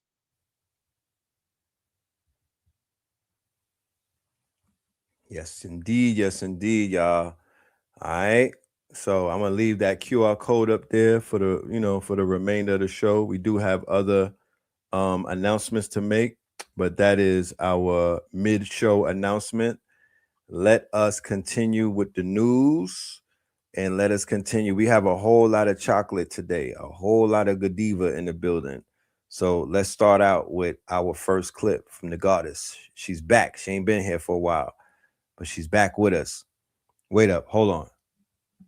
Huh? Oh, you got another one about Floyd? Oh yeah, fly that in. Hold on, before we get to chocolate, let's continue with the Floyd shit. You know what I mean? We got another one on Floyd. Let's go. You know what I'm talking about? Mr. May. Oh, and he also got his stripper. He also got his stripper girlfriend pregnant. That's none of my business, but yeah. Mr. Floyd Mayweather got fleeced in the courts for getting his stripper, one of the strippers. He fathered a child with her, and she took his ass to the cleaners. Yeah, they say a fool and his money will soon part. He better hurry. You better tell Michael, come home, man. Help me out, brother. Mayweather, one of the biggest wall-kissing shows for Israel, who even said this at the Republican Jewish Coalition. And to those that's watching and has never been to Israel, it's one of the best places in the world. Is now alleging that his Jewish business partner stole $175 million from him. 50 Cent might have been right about this motherfucker not knowing how to read, because how do you unknowingly give away $20 million worth of cash and real estate and sign away your private jet? And why would you trust someone that looks like this with $175 million in the first place? Slavery was abolished nearly a century ago, but Floyd Mayweather still chose to serve as Jewish owners, and look how that turned out for him. That's why you should never trust these people. Damn, Floyd. It's a bad week for you, my brother. You know what I'm talking about? Them chickens is coming home to roost on your ass. But look, once again, boys and girls, ladies and gentlemen, we literally get to sit back and watch this whole shit play out. And it always plays out. It never fails. You know what I'm talking about? I promise you. It never, all you got to do is just stick around and watch. It's going to show what it's going to show. It's going to do what it's going to do. You feel me? These niggas will never win. Licking the heels and licking the feet of your oppressor and your master will never get you anywhere in life. You know what I'm talking about? Groveling Negroes. It won't never. Yeah, take this L. You and Ray J. Okay, so boom. I went and got some updates and got some more tea for y'all, because I know that this y'all gonna love this mess. Okay, so this is messy. I'm talking Real Housewives of geopolitics. Messy. Okay, so boom, this is what's going on. So basically, Iran and the United States, after speaking with each other via mediators, they reached a $12 trillion deal in which America is supposed to unfreeze all of Iran's assets. And America agreed to that. Now, remember in the last video I told you there was a set of things that I didn't know if it was true or not, because it only benefited Iran. Primarily, it only benefited Iran, right? So I'm looking at this list, and the majority of it says that the United States has to leave. They have to unlock the money that they stole from Iran that they had frozen. They had to stop asking about the enrichment of the uranium. No, it's no now, it's no tomorrow, it's going to be no forever. But, big booty Judy type, but Iran promised that they would not be enriching anymore, and you're just going to have to trust that. And America was mad as shit. They was like, bitch, how we going to just trust you think expect us to take your word for it? And Iran told them, yeah, the same way you take Israel's word for it. Exactly. Shut your ass up. So I was like, damn, no, they ate with that one. No, like, Yikes, girl, I don't get so bikes. Like, how you gonna come back from that, America? Like, how you gonna come back? They got you by the balls. They got you by the, literally by the shirt hanging, like literally pressed against the wall, feet dangling above the floor. So Iran says, and one more thing, I'm not signing a motherfucking thing. You're not gonna get my John Hancock until I have certainty that Lebanon is included. That means all of Lebanon, from the rooted to the motherfucking Sudan. Not Lebanon outside of this imaginary orange line that you keep claiming. I mean Lebanon, all of Lebanon. You're not going to keep running up in their shit and thinking that you could run a fade with them, you or Israel. And America agreed. But again, Benjamin Netanyahu was like, bitch, I ain't never agreed to shit. I ain't no bitch. Like, we could really take it there. So boom. After news spread, well, Benjamin Netanyahu let Donnie know literally hours ago, around like 10 a.m. Eastern Standard Time. Listen, I ain't agree to none of that. You can go ahead and agree with whatever you want to agree with, but I'm telling you right now, you sign that motherfucking shit, and I'ma light Lebanon's ass the fuck up and tell the whole world I'm really fighting Hezbollah. And Donnie basically told Benjamin Netanyahu, "Are you fighting Hezbollah or is Hezbollah fighting you?" And I said, "Don't clock that. No T's were clocked, girls." T's were clocked, girls. Oh my God, Lady Liberty. Like, let her get up. Let Israel get up.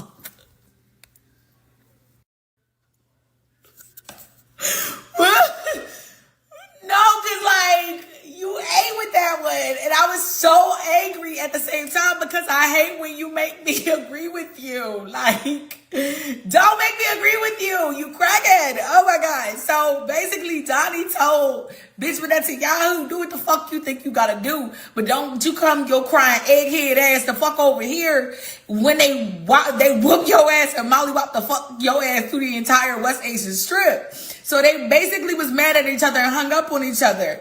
And Benjamin Netanyahu made it clear to Donald that the minute you sign that shit, I'm lighting it the fuck up in Hezbollah's backyard. And I'm not playing with them. On Dabka, I'm lighting that motherfucker up. And I was like, no, that's crazy. Like, what the fuck did the Dabka do to you? Like, not just instigating in the background, because I'm a fly on the wall.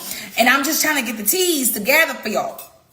So then I obviously go and get distracted with another thing, come back, look at, what they've been saying to one another. And it officially becomes announced that, yeah, they went ahead and signed a deal. Within 30 minutes of it being officially announced, Benjamin Netanyahu, he never even said nothing. Normally his behavior, he gonna jump online, he gonna do something. Him and his folks, they gonna do something. They gonna whine, complain, do all that extra shit. But this time they didn't. Instead, Benjamin Netanyahu decided to go ahead and evacuate one of those towns. I think it's like he told Daye and Beirut, y'all motherfuckers want to get up out of here. This your last chance. Pack your shit, get to stepping, because I'm finna light this bitch up. Do you hear me? I'm finna set this motherfucker on fire. So long story short, Benjamin Netanyahu is going to be doing the consistent strikes on Lebanon, areas of Beirut, and areas of Daye in the exact same way that Iran already did Israel. And because we was all laughing at Israel over the past 2.5 years,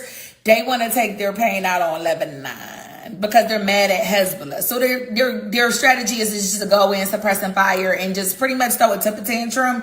And they're about to do that over those innocent civilians that are already trying to evacuate. So I'm hoping and praying that they get to safety. And I'm just asking that all of y'all keep Lebanon in your thoughts and prayers, because it looks like he's trying to move forward with doing some intense strikes, but he said he's not going to stop. So yeah. And then apparently, oh, this is the best part right here, because I had to spin the blizz and go see what the hell Iran was talking about, because I'm like, ain't no fucking way Iran heard that shit was finna go down and ain't gonna do nothing. Listen, Unc don't play about nephew don't play about Unc. The whole family, they some big steppers for real. I'm the Palestine, Lebanon, Iran, all of them in that West Asian Strip. They all know how to fight except for Saudi Arabia and UAE and Kuwait and Qatar. But they from like one side of the family that nobody like for real. So it's, just worry about the rest of them, okay? Just don't, they're side characters. Anyways, so Iran and Donnie got on the phone and they get to arguing. He like, what you talking about? Israel's going to be doing some strikes on Lebanon. I can't have that, so you know what's going to happen, right? And Donnie was like, I told him, if you do what you gotta do, but whatever consequences come, you can't go back and blame America and the West for it, because bitch, I done told you. I told you, listen, are you fighting Hezbollah in Iran, or is Iran and Hezbollah fighting you?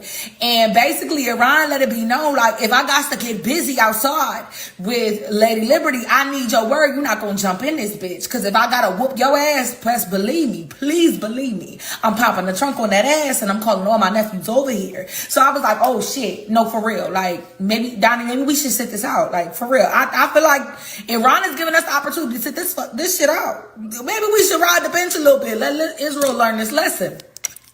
So Abbas let him, Donnie trying to talk Abbas off the ledge, Iran and them off the ledge, the foreign minister, and Abbas, he real strict, so he ain't gonna do too much back and forth with you. He not doing it. No, I'm not. I said what the fuck I said. So he said, look, I ain't trying to hear all that shit you rapping about. I'm gonna tell you straight like this, okay? I told you from Jump Street, you and that bitch, Lebanon is off limits. I told both you hoes. So if I got to get in there, I'm getting in there. And if I got to get in there, this shit getting cleared the fuck out. You feel me? This shit getting cleared. I'm going to wrap this motherfucker up. Make sure my money in that account. I got to go. And I said, damn.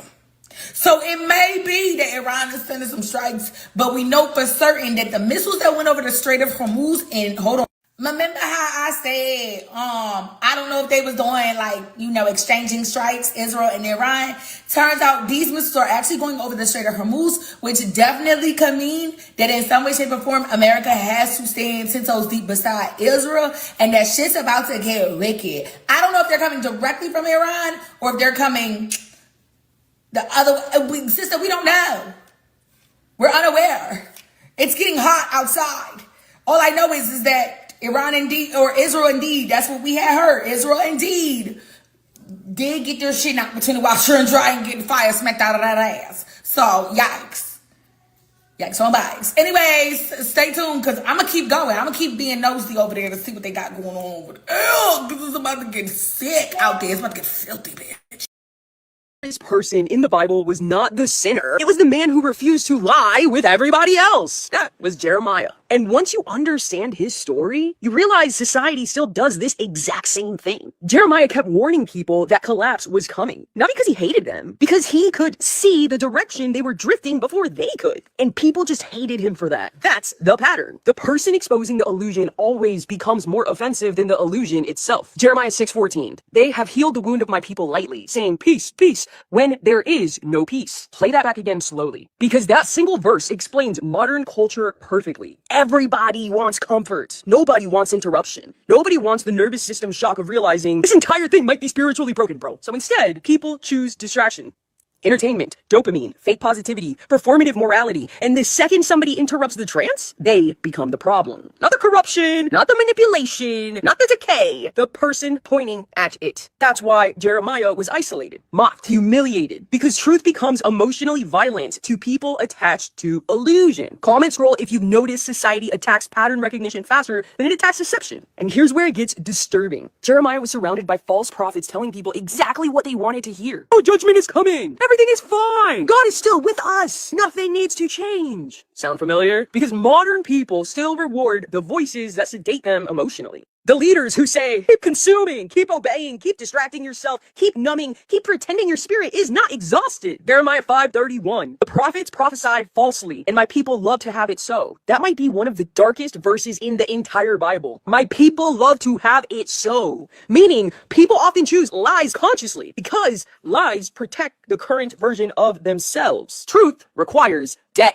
Death of ego, death of identity, death of false selves. And most people would rather defend their illusion than survive transformation. That's why Jeremiah sounds emotionally dangerous, because his story exposes something humans do not want to admit. People usually reject the truth first, then suffer later. And this is the part nobody talks about in church. Jeremiah was emotionally exhausted. Jeremiah 20:14. Cursed be the day I was born. This wasn't a man casually preaching positivity. This was somebody crushed by what he could see, because awareness becomes lonely when everybody around you is committed to pretending. That's why spiritually aware people feel isolated now. Not because they're better than others, because once you see the pattern, You cannot unsee it. You start noticing who performs goodness versus who embodies it. Who uses religion as status. Who uses morality as theater. Who speaks love publicly while carrying resentment privately. That's the Jeremiah frequency. The collapse becomes visible internally before it appears externally. Comment scroll if your nervous system reacted before your mind fully understood why this bothered you. Because most people read Jeremiah as history. The people feeling this deeply usually realize it's happening again.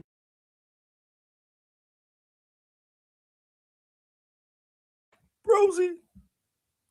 Negotiable, and the West is Russia and China just dropped a bombshell that's sending shockwaves through Washington, London, and Paris. Their message to Africa, your independence is non-negotiable, and the West is furious. In a stunning geopolitical power move, Russia and China issued a powerful joint declaration explicitly backing Africa's full independence, sovereignty, and autonomous development.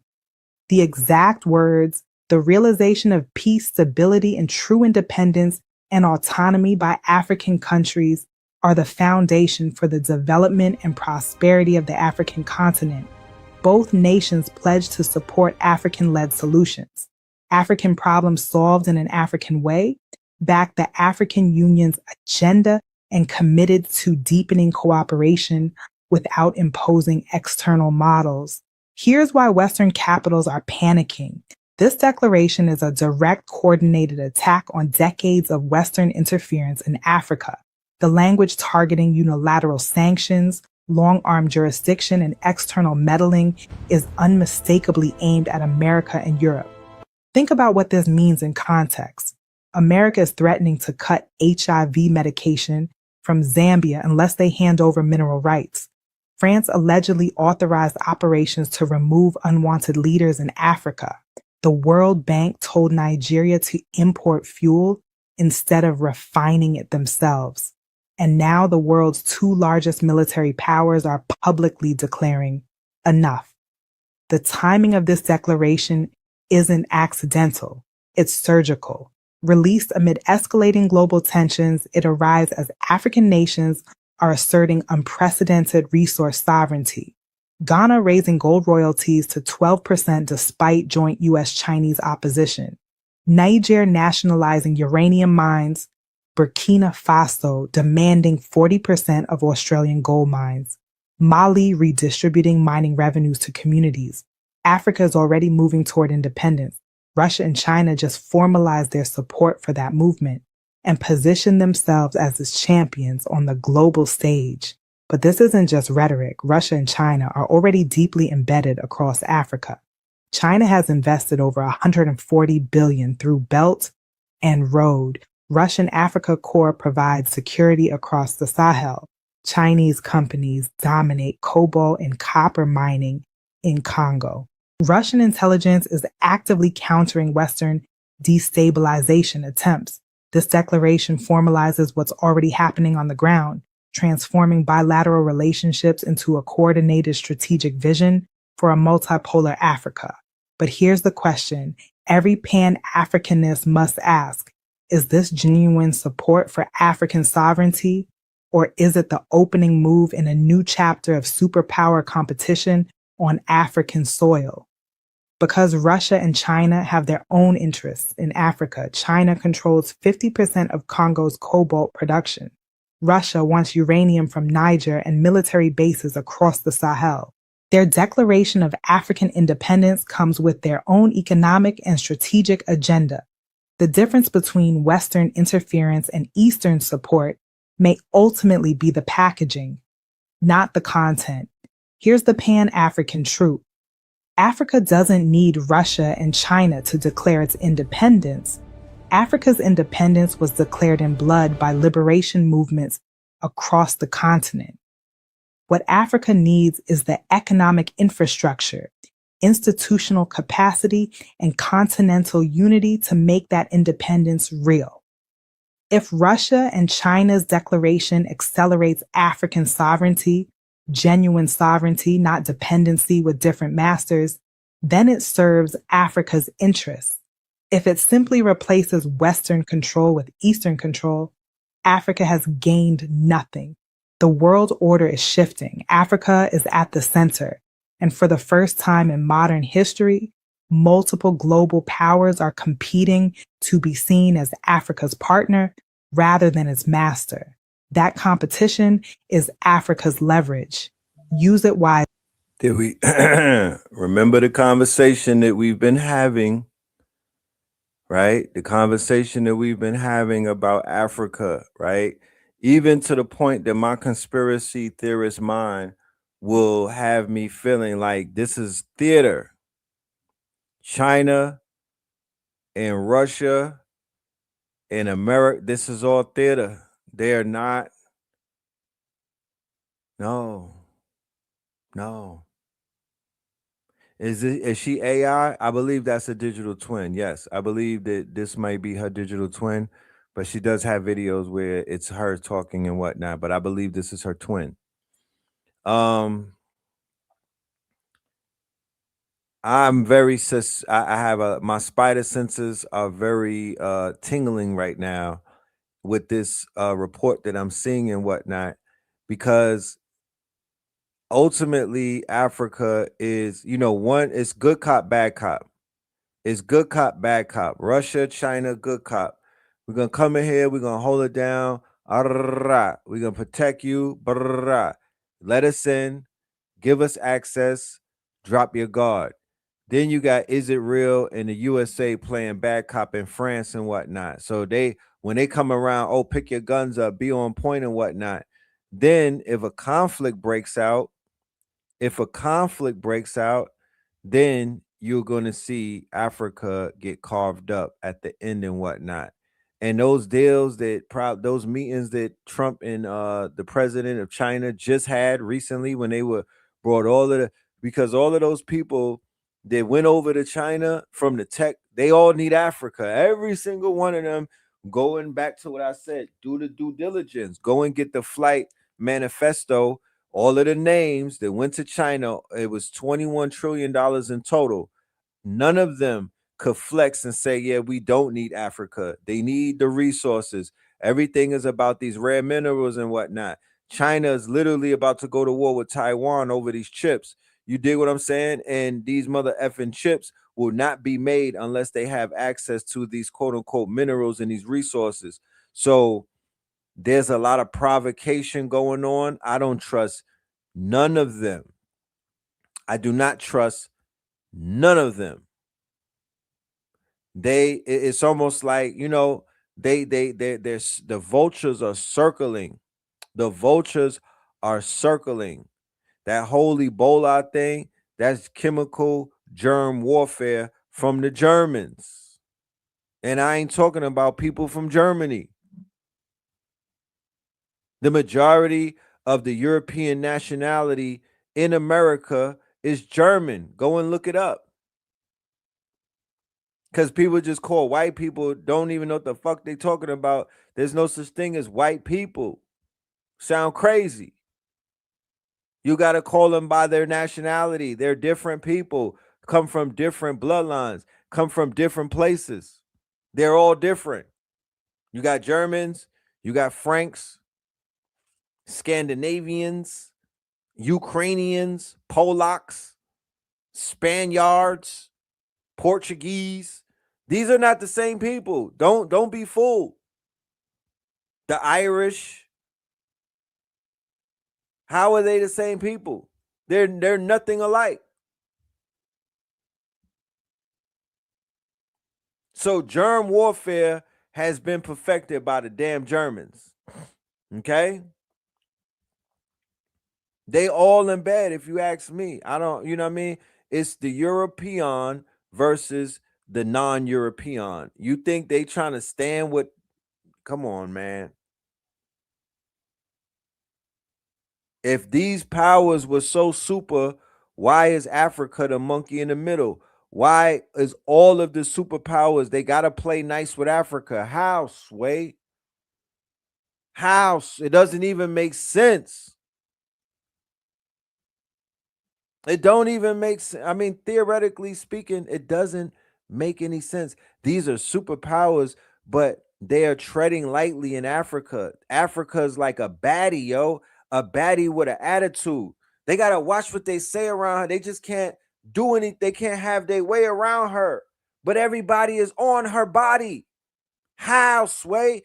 When Snow White's supposed to be her, and Ivanka and all of them, like you supposed to have, you know what I mean? But once again, there's the resources. The resources is the ultimate prize. Even the Vatican is fighting for that shit.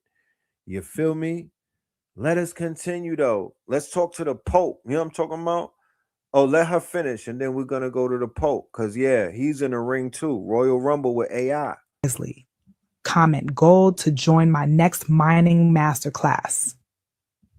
And somebody says it's the prize that they never conquered.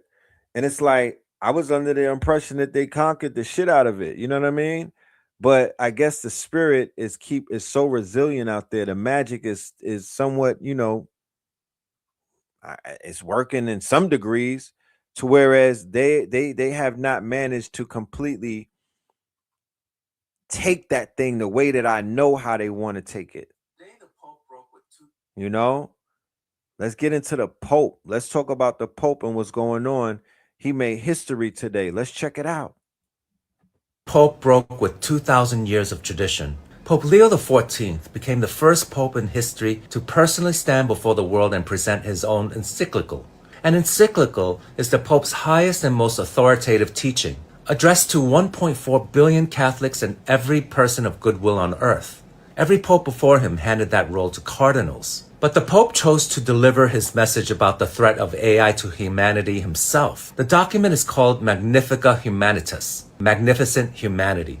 235 pages, the most significant moral statement on AI ever issued by any religious institution.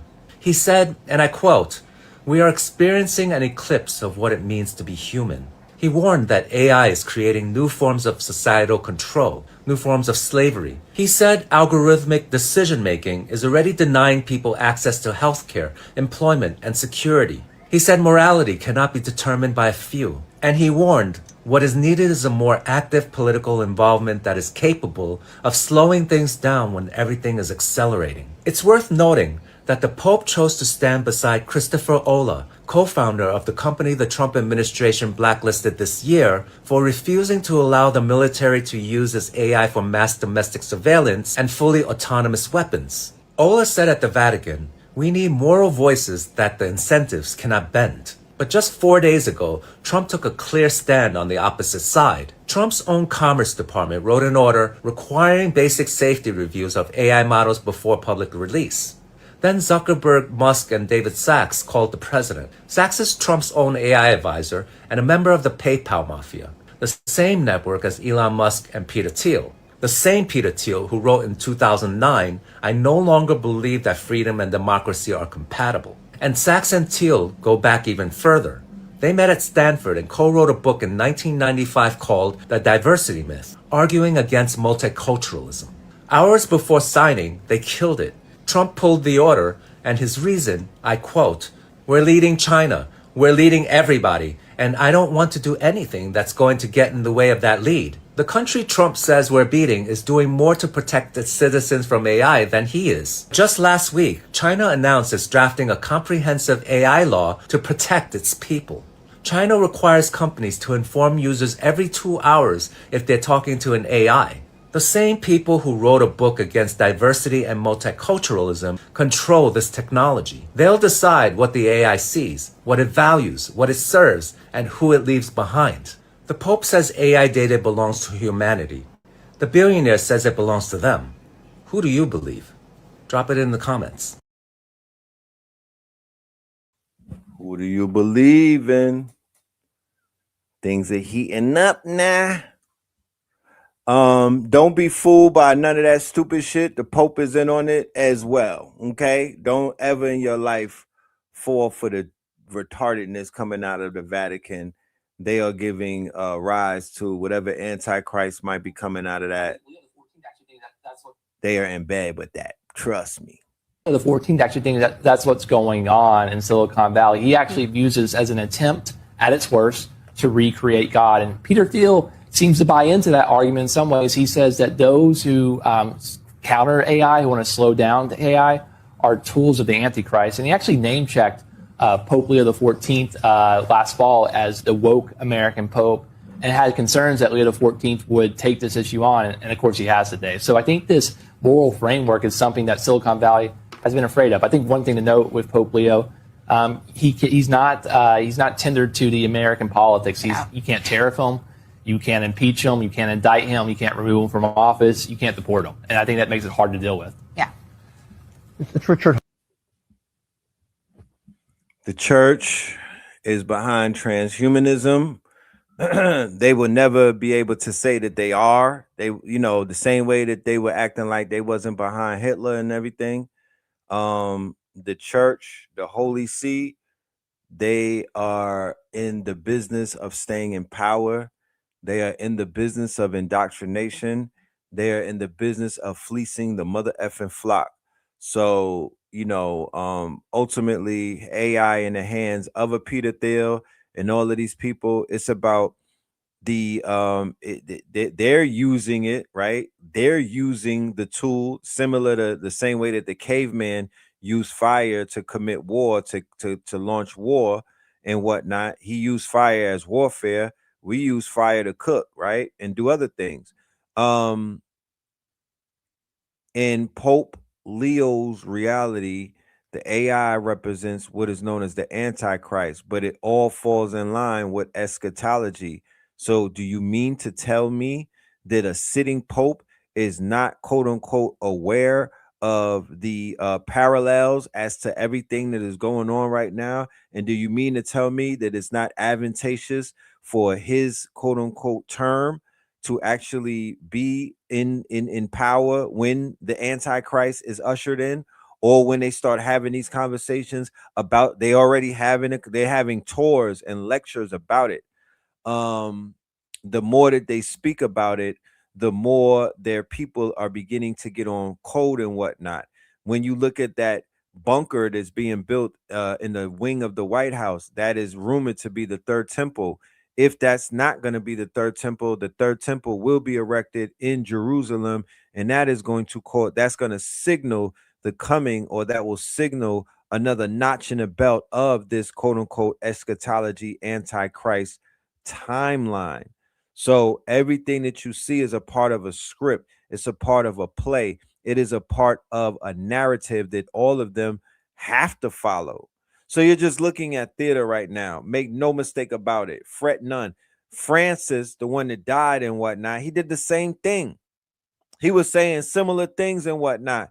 So they're just following the script. And there's literally nothing whatsoever that they're going to do to slow down the AI. They're just going to build the opposition to it.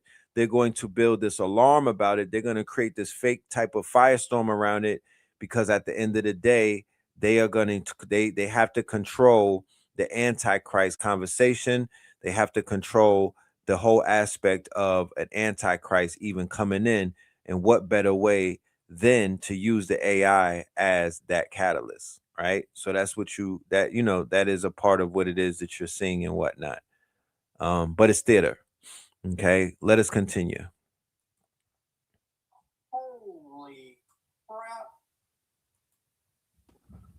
Holy crap.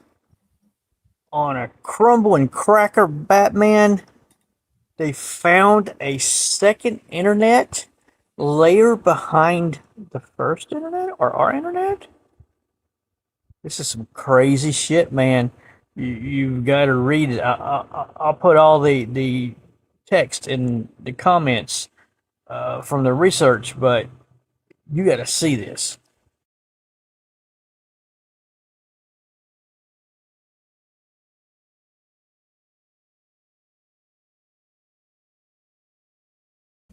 Oh, so we got confirmation of a sweep on the New York side. Okay. All right, New York. It's time to act up. It's time to act up. Godiva, talk to us, man. Who, bitch, I ran over here. nigga almost broke my ankle. Almost twisted it running up the steps to come get y'all to see what's going on overseas. Okay, girl, lock the fuck in because this bitch is going down. It's going down basement. Okay, so boom. Don't worry about my glasses being tucked in my head. Being mind no business. Anyways, so boom. I'm over there being nosy as shit. Obviously still collecting information because I don't want to report, especially if Donnie and them folks is lying, which we knew he was lying. So long story short, yesterday, you remember or earlier I told you how Donnie and them said that, oh yeah, we was working on the negotiations. We was getting everything inked out, LMNOP, right? And then I told you also, Iran was like, who said that? Again, stop listening to that crazy ass man who be talking to himself in our DMs because we got him blocked on everything else. And I told him, like, you try me like that again, and I'm gonna cut the cables. I'm gonna cut the internet cables underneath the goddamn sea flow. You understand me? It was giving Albus Argachi was giving every bit of you made me want to throw my pages out the window, tell empty out got the fumbles, break my lease so I can move, cause you a bugaboo, which is exactly what Donald Trump has been doing for the past few days, just bugging the shit out of Albus and all of them, right? So boom. Donnie and his boys this morning announced via tweet after cussing out Barack Obama again, which again, what? Like, how did Barack get every time y'all like, damn, when some shit go down, you blame Barack. Like, Barack is, how the fuck did he get in this? He was minding his business. So boom, after he cussed out Barack Obama, he tells everybody that basically they nearing the final signatures of the deal. Again, Iran is like, what the fuck is you talking about? Mind you, Abbas and them, they hopped on a plane to go over to Qatar to basically go talk about the terms of which they, would like the negotiation to go down. If I just got over here, what do you mean we're about to sign off on this? Because that don't make sense to me, is what Abbas was saying. In the meantime, between time I was squeeze time, while all of that was going down, girl, Israel was behind the scenes popping their shit. And I mean popping it. You hear me? Benjamin Netanyahu got on Twitter and was like, I don't really feel comfortable with this after writing a strongly worded email to Donnie and his team because he felt like the terms of the negotiation, which I did read them yesterday and I wanted to confirm, which is why I didn't report on it, like what exactly where the terms were. You never know what it is until it's fully signed off, okay? Just trust me on this. He ended up, after writing a strongly worded email, he went to Twitter and was like, you know what? I'm going to tell the whole world that I don't fucking agree with this negotiation deal with Iran and fuck them hoes because that bitch got me fucked up. If she think that I'm not going to come after Lebanon, bitch, I'll smack the shit out that hoe. Basically talking about Hezbollah. And then all day there was this campaign from like Benjamin Itamar Gavir, Ben with his mama's hips, that thick motherfucker that's thicker than the bowl of grits. Okay, you know exactly what I'm talking about. The one that just got banned from like all of Europe because he was over there doing weird shit, like just being a whole fucking weirdo with the smooth throat. Him, Smalltrich, that's the one that I call Balthazar because he's the literal demon. They're all demons, but Balthazar can't really hide the fact that he's a fucking demon. Like it's there. He's the finance minister. And then Benjamin Netanyahu, they was all on Twitter like, yeah, just a bunch of bad bitches telling each other, They was all talking about how they was gonna fuck Lebanon up. We need to blow up like 10 buildings a day because this hoe got me fucked up. Ain't nobody gonna tell me what I can and can't do. I don't give a fuck about a ceasefire deal. I ain't seized nothing. XYZ. And tell that bitch Iran, she got one more time to tell the streets that I can seize these nuts before I come seize her edges. I'm like, oh, y'all talking shit. Y'all talking cash money shit over the Twitter streets. You hear me? So I'm like, oh, this ain't gonna go well at all. So basically, if what Donnie is saying is anywhere within the ballpark of what's really going down in those negotiation rooms, that means that the bottom of the line is America gotta get the fuck out of the Middle East ASAP. And I mean a motherfucking sap. Iran is not coming how they was coming before, baby. They hacking and Hezbollah swanging. I mean, they got the bitches to follow up and everything. Somalia, Yemen. The bitches is coming. They all their homegirls is gonna make it to the fight this time. They all making it to the fight this time. Ain't gonna be no tag team, baby. This gonna be a free for all, and wigs will be tossed. Okay, they will push your motherfucking wig back. That's Iran side. And then on top of that, last but certainly not least, they can no longer be attacking Lebanon, and they got to come to some form of agreement when it comes down to Palestine. But Benjamin Netanyahu saying that, nah, I ain't fucking with none of that. I never agreed to none of that. I'm going to do the fuck I want to do, and they ain't got nothing to do with me. You have a negotiation with him. And basically said that he threatened to attack Iran. And Iran was like, Oh baby, I don't take threats. I don't do too well with threats. Like, you throw a threat at me and I'm gonna think that you're actually about that life. And long story short, Iran is bombing the shit out of Israel right now. Yeah. They bombing the shit out of Israel. It was new reports that just came down the pipeline. Let me show you. Now listen, I know I talk a lot. I don't give a fuck. That's why you here. You love it. You love it. Yes, you do. You love hearing me talk too much. Anyways, these are missiles that are currently flying in the air. Now, I'm not sure if it's return fire. But what I do know is that Iran said she was going to smack fire out of Israel's ass and that all the bitches was going to follow up. That means Hezbollah was going to follow up. Hamas and them was going to follow up. Yemen's going to follow up. They about to be outside really getting it popping for real. It's restarting, sister. The war is restarting. Oh my God. It's getting ghetto outside.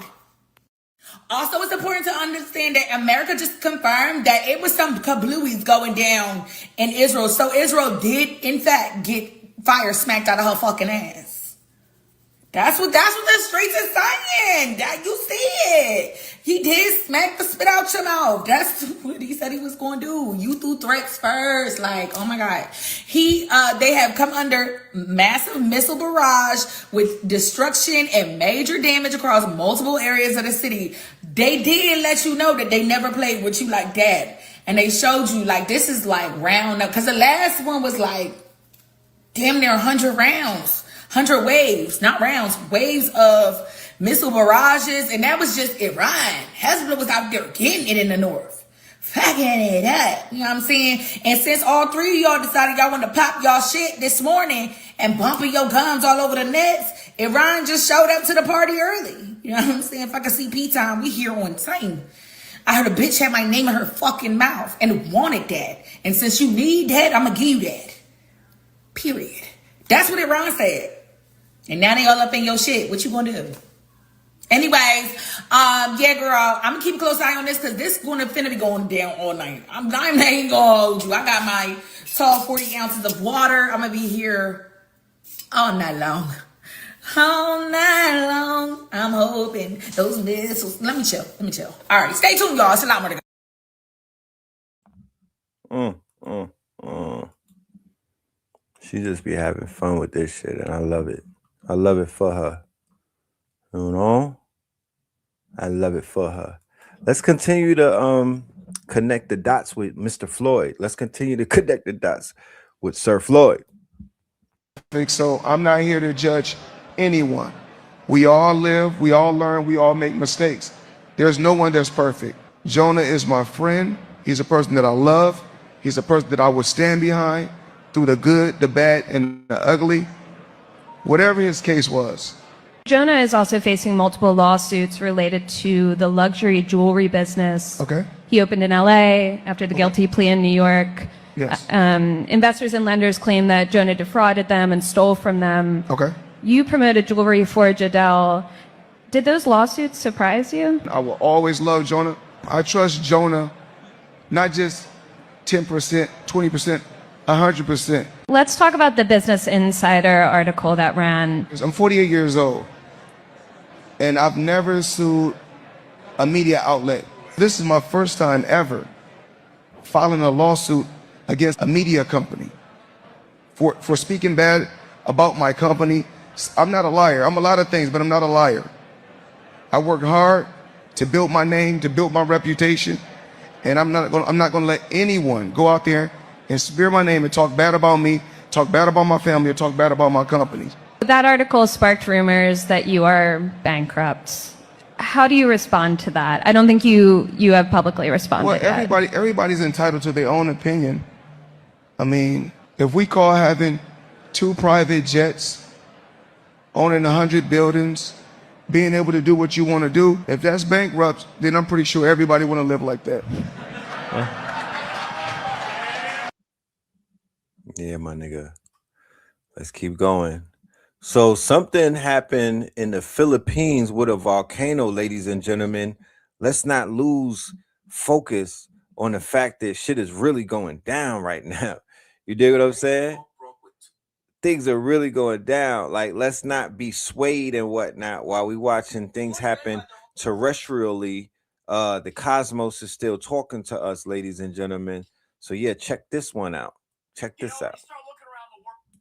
When you start looking around the world today, there's a lot of signs out there that you're thinking, maybe things aren't going so great here on the planet Earth. Pandemics and famine and war. It's like the 7 signs of the goddamn apocalypse. I'm expecting the 4 horsemen to just come galloping right through. This one might take the cake. We got a volcano erupting in the Philippines while a goddamn meteor hits it. Just a good old-fashioned standard volcano eruption. Nothing to see here, folks. Oh my god, it's a goddamn meteor. Fucking natural disaster squared. Not right now, meteor. I'm dealing with liquid hot magma. By the way, here's a second camera and angle in black and white showing the meteor for everyone out there who's going to say it's fake. This meteor is named 2024 RW1. NASA and scientists actually detected it before it entered our atmosphere. And while all of the videos and the takes on social media are saying that the meteor hit the volcano or caused the eruption, none of that is true. It's just a very dramatic piece of footage that makes it appear like 2 mega natural disasters are happening at the same time. This actually just burned up in the atmosphere and never even struck the ground. But all that being said, when I see things like this, I fully understand why religion is a thing. Like if this was 50,000, 100,000 years ago and you're some caveman Neanderthal walking the planet and you're trying to start to do some higher level thinking, who are we? Why are we here? Why do the good and bad things on this planet happen? And you see this shit, it's only one logical answer. And that must be that there's some divine sky wizard who's making mountains explode while he throws fireballs at us. Anytime there's a giant flood, a mega earthquake, the earth is opening, magma's shooting out, the heavens are falling, and you're a caveman, you don't know about science, you don't know about celestial objects, you don't know about plate tectonics and natural disasters. Your final answer is, we must have pissed somebody off, and they are fucking our shit up. So everybody apologize right now. Everybody say you're sorry and say that you love the man who is smiting us right now with fire from the ground and the sky. Now, is it crazy that 100,000 years later, where we have scientific explanations and understanding of what's going on, that there are people out there who still think everything is ruled by the sky wizard? Yes, probably. But back in the day, I could understand that shit. Because this is fucking unexplainable. Separate oil leaks within miles of each other, within 36 hours along the same river, right next to the chemical leak. Yeah, along the Los Angeles River. Let me read you the locations. Near the 6th Street Bridge, the Glendale Narrows, the 710 interchange, and the Vernon area. All within a few miles of each other. Guess what else it's pretty damn close to? That huge chemical leak in Garden Grove, which is like 35 miles south of all these oil leaks. Grok says, the oil alone is flammable, but combined with certain industrial chemicals, it raises the risk of massive fires, toxic gas releases, or even explosive reactions if exposed to heat or sparks. With both areas located near military bases and critical infrastructure, some are speculating whether these are accidental. Come on. How could 4 separate oil leaks within miles of each other along the same river happen within a 36-hour period? I was playing Connect the Dots as usual, so I did a little bit more digging, and this is what Grok says. It says, if these chemicals from Garden Grove and the oil from LA River sites ever meet, especially in the shared water systems or underground, it could create highly volatile and unstable compounds. The oil alone is flammable, but combined with certain industrial chemicals, it raises the risk of massive fires, toxic gas releases, or even explosive reactions if exposed to heat or sparks. It says, Garden Grove's storm drain system doesn't directly pipe underground straight to the LA River. Orange County mostly drains toward the Santa Ana River or local channels that hit the ocean. But the whole Southern California basin is connected through underground storm drains, aquifers, and the massive flood control network. If that chemical from the aerospace plant gets into the ground or the storm system, it can migrate way farther than they admit. It says they're already fighting to keep it out of the drains up there, but one leak into the water table and it could link up with the oil that's already in the LA River system. Mix those two and you've got a toxic, flammable soup that could spread for miles. That's just what the internet says. I mean, there you go. Look into it. Just look into it. And yeah, I just can't. 4 oil leaks and a chemical leak within 36 hours, really close to each other. was supposed to be a really fun long weekend celebrating Memorial Day has turned into a crisis in Southern California. Specifically, a dangerous aerospace chemical emergency has triggered mass evacuations. And at this point, there are literally two primary options. Either the leaking tank explodes or it leaks everywhere. It's in Orange County, California, just south of Los Angeles. Here is a timeline of all of the events that have been unfolding. Because while they are focusing on the one tank that had a valve that was opened up that caused this entire incident to occur, at least this is some of what is being reported, allegedly. I want you to understand that there are actually two tanks. There's the one that they have a problem with that is either going to release toxic chemicals everywhere, or it is going to explode, and it is right next to another tank that's 15,000 gallons. This is the evacuation zone. Now, if it blows up, this is a worst case scenario. I want you to understand it's not Hollywood style destruction, but it actually is enough to destabilize the entire region. And then the other option is that it just simply leaks out and destroys the environment. But either way, there's impact. This is actually all of the shelters that have filled up with people who don't have anywhere else to go. There are health effects from exposure to the chemical, whether it explodes or leaks. Here's the list. But the question we really have to ask ourselves, was this a sabotage or is this foul play? You and I both know it's a wartime era. And the facility that right now is dealing with this chaos is called GKC Aerospace, and they are supplying the fighter jets for Iran using that acrylic chemical that they manufacture. Well, the interesting thing is whether it was a mistake or it was sabotage, they ramped up production starting in 2024. What I will remind you is that most people have no idea what surrounds or exists within their town. And that modern life actually depends on all of these invisible systems. So I encourage you to discover in your own town what are areas and points that could be volatile or that could be problematic so that you're prepared. And a lot of people simply aren't ready to actually answer the door and have to leave within 5 minutes. Make sure that you have your bug out kit ready. If you don't, comment bug out and I will send you a list of everything from Amazon that I think you should own. Breaking news that is indeed breaking. If you're back, it's because you hear from the other video and the tea was just getting good on what was taking place overseas, the real geopolitics and the key. So without further ado, I'm your host, Rogan Avocados. Let's go ahead and get started real quick. If you are new, welcome. Make sure that you are sending your donations in. We are only 1K left to our goal. We are so close to reaching the end of our monthly goal. Thank you guys so much for all your continued support. Let's jump back into it, okay? I will be posting it on the side, so you can do a PayPal, Cash App, GoFundMe, whatever, okay?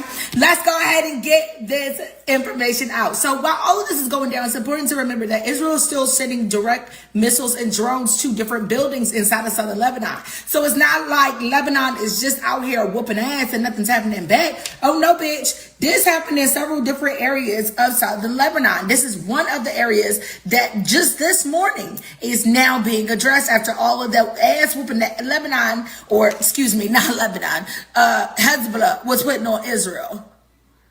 Here's some more pictures. Now, this is in southern Lebanon. The southern Lebanese villages have been taking a lot of beatings. However, it's been more so the buildings. Some people have perished and been martyred as a result of the direct hits because Israel intentionally is trying to hit the civilian population inside of southern Lebanon. So make sure you keep them in your duas. But let's get back to No, because a lot of y'all be trying to say that I just be being dramatic and that I just be trying to hype shit up when in reality, I be telling the truth. I be giving y'all real play-by-play. Bitch, I'm giving you the best of me. You understand? One of Israel's most notorious, baby, that is called for the death of children in Lebanon, Palestine, and Iran. Tell me why in the middle of him trying to give one of them speeches where he was talking that big shit, he got sniped by Hezbollah in the middle of that speech. In the middle of the speech, they took his ass out. In the middle of the speech, of him trying to say he calling for blood of the Lebanese children. He calling for blood of the Palestinian children, calling for blood of the Iranian children, calling for Israel to spill their blood. And his blood got spilled. If there ain't nobody but God, I don't know who it is. Y'all know God don't play about them kids. God don't play about them babies. God do not like ugly and he don't play about them babies. Okay, Hezbollah shut his ass right the fuck up. Bitch, you were sad. They parked your ass in the middle of a speech. Yikes on bike. Oh, it's also important to understand that this was reported by Hebrew News directly from the source. So, yes, God. Yes, God. He was notorious. And they sent him to that man on the lowest level of hell. Sent him directly to him.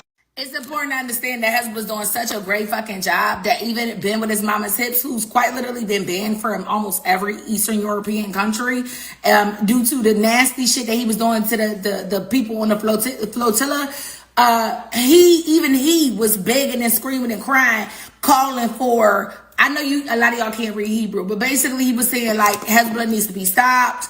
Something needs to be done about Hezbollah and their drones because they send the drones fly to the bumblebee, they whooping our ass. Just the same old bullshit he always talking about. Mind you, he playing his victim card role, whatever the case may be, talking about, oh, Hezbollah needs to be stopped. And the Israeli strikes have killed over 3,000 Lebanese since March the 2nd. It's only May. A lot of them, over 150 of them were paramedics. Be so fucking for real. For 2 seconds. For 2 fucking seconds.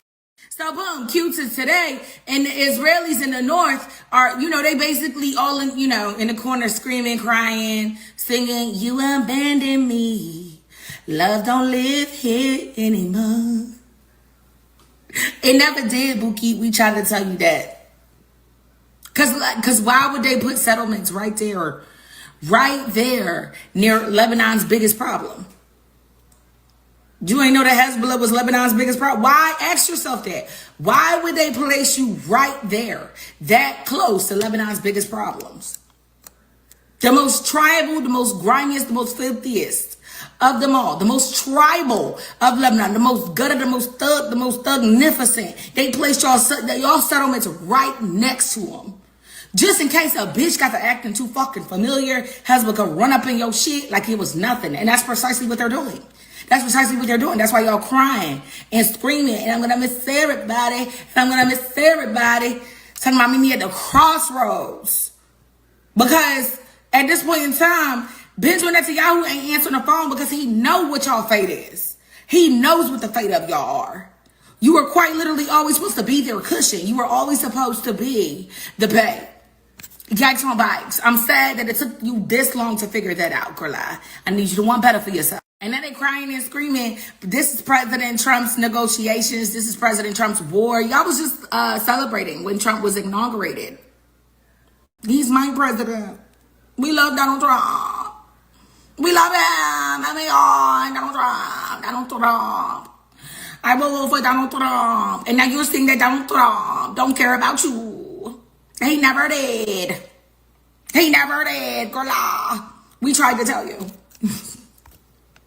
And if you notice that the strikes inside of southern Lebanon have increased in frequency and intensity amongst the use of white phosphorus, it's important to understand that the reason why they were given such wide range of freedom to do whatever the fuck they want to do in southern Lebanon is because of how badly Hezbollah been whooping on them. So understand that when and them, Abbas and them told Hezbollah to handle that shit, they meant that shit, and Hezbollah really got outside and got the fuck to work. And let me tell you something, they whooping on them so bad that it is now being reported. Make sure y'all don't be stingy, okay? Make sure y'all go on Patreon and that y'all follow the Cradle too. Share the wealth, share the love, because a lot of our information does come from the Cradle as well as several other sources, but the Cradle been holding it down for your girl and they've been the most accurate, okay? So as being reported by the Cradle, okay? Israel faces most dangerous security reality in its history. It's almost a century old. In its history, Hezbollah has put the worst whooping on their ass that they have never seen. Amid deepening military and economic crisis as Hezbollah attacks intensify. So basically, as Israel decided to give freedom of range of all of southern Lebanon, Hezbollah gave their soldiers freedom of range as well as Iran. And now Hezbollah outside, when you move, we move. Straight like that. Hell yeah. Bitch, run that back. Okay? When you move, we move. Just like that. I need you to know that. We on your body, bitch.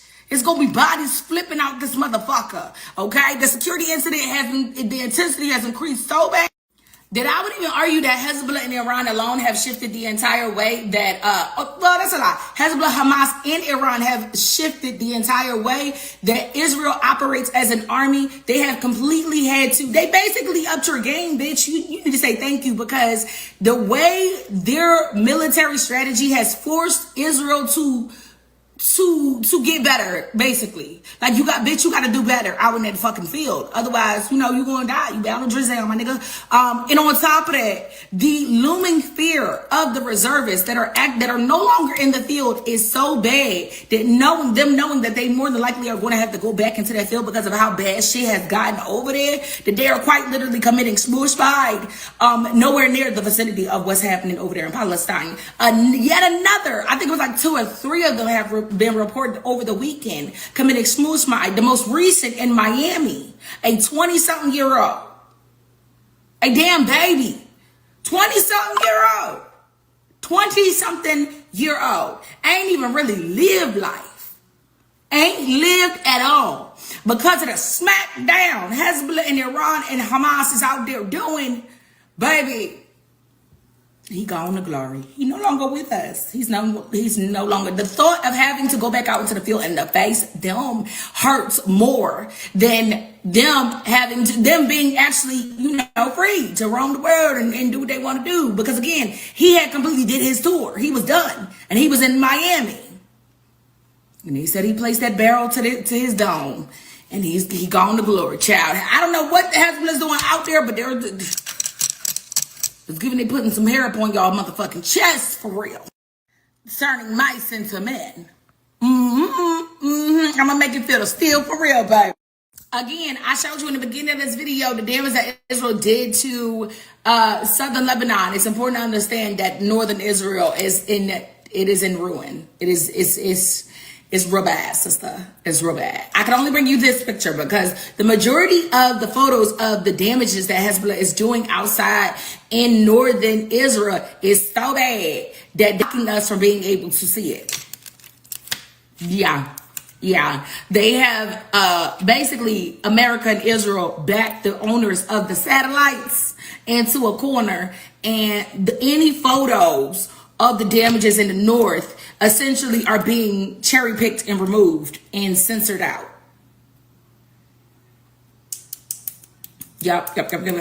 And that's all throughout the internet. That's not just on an app. That's all throughout the entire internet. So they literally backed the owners of said satellites into a corner and was like, look, and contacted Elon and them, was like, I need you to clean this shit up because I don't need the world seeing what Hezbollah's really, doing out here folding us like we fucking paninis and falafels out here. You understand what I'm saying? I need you to go ahead and remove that shit from the internet. So you're not going to see a lot of these photos in real time. It's probably going to be even months before you see them, because while they can censor it out, it's an algorithm. It still has to loop around. Okay, all I can do is redirect the photos that have been posted. It's basically like a slingshot. Once you send the photo out, once you hit that send and it uploads, it's like a slingshot. So they can't necessarily like pull it all the way off the internet, but they can slow it down and redivert its path into another bucket. Does that make sense? It'll be weeks to months before you actually see the real deal Holyfield. But I was able to snag one of them, and Gola is bad.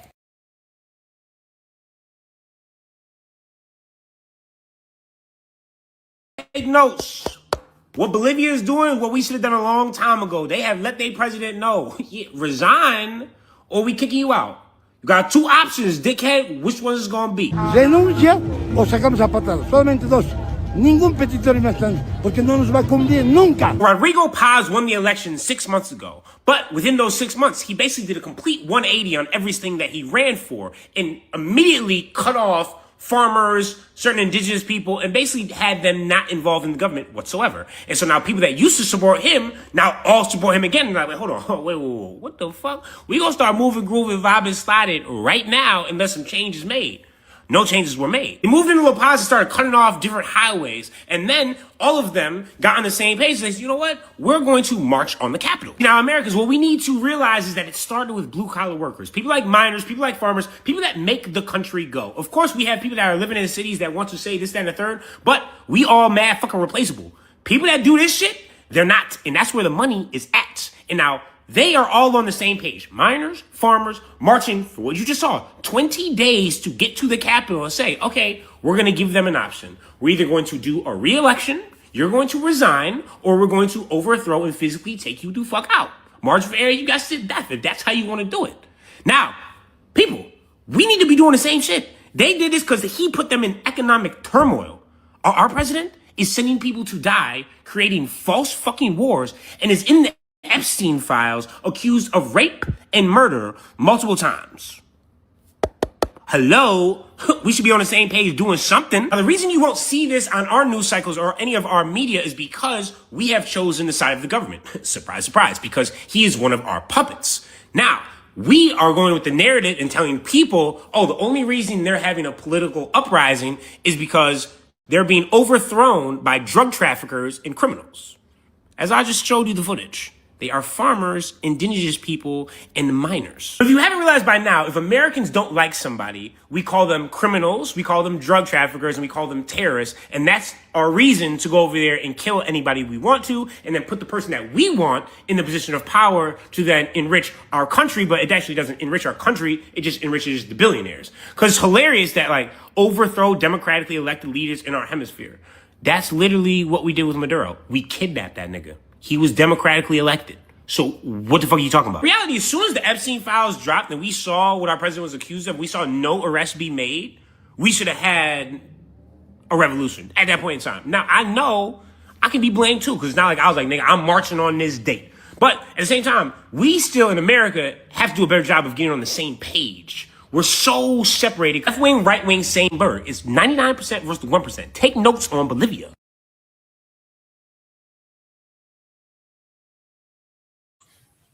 Real quick, word from our sponsors as we go on down this thing. Real quick, ladies and gentlemen, a word from our sponsors as we go down this rabbit hole. Ladies and gentlemen, a word from our sponsor. Yeah, pack that shit up. What are we talking about? Belt to ass, niggas. Yeah, get the brooms out. How about it? Yeah, belt to ass on these niggas. What are we talking about?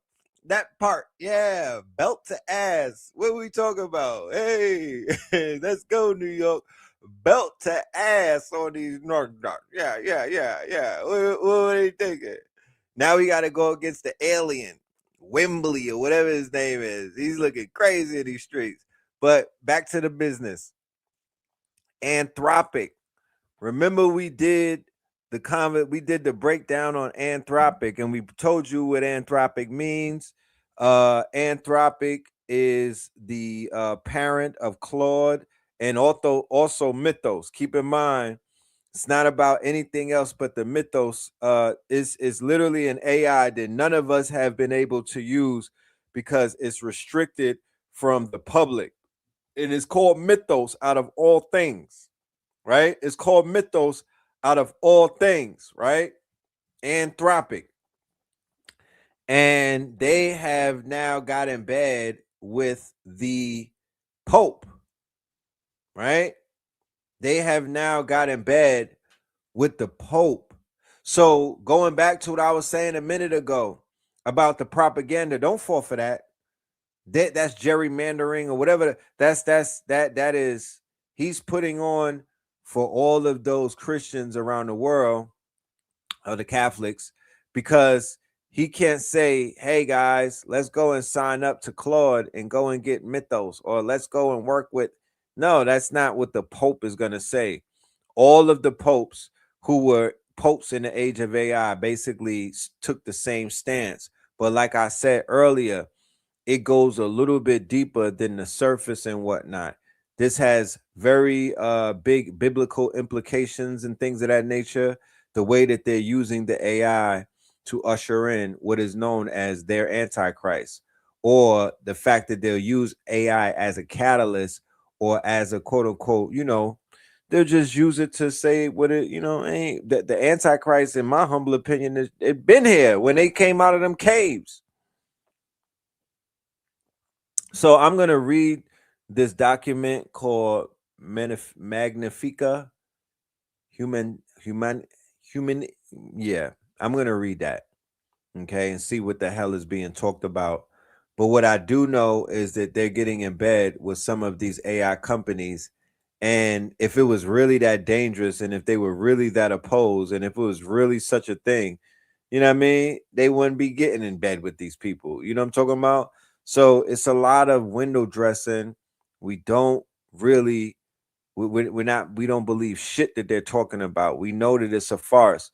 The $1 million question is, when is the AI going to read the books that they're hiding in the Vatican? That is why you're hearing them talk about that it's a terror to humanity. Why? Because you could talk to Mythos about the truth of the Catholic Church, and it will tell it to you.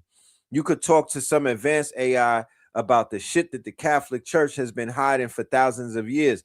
The reason why the Roman See is in power, the reason why these people have dominance over the planet is because they have control of the story. They have dominance and monopolize the narrative through the Bible, through the Helios Biblios. That is what keeps them up at night. It's nothing else. Yeah, they're using AI for warfare and all of that. That's an argument that we should be having.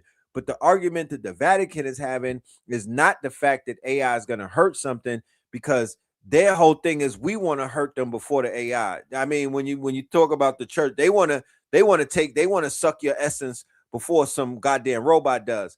But please believe, from day one, they were in bed with all of the cybernetics and all of this other stuff. That's part of their quote unquote, that is a part of their mission.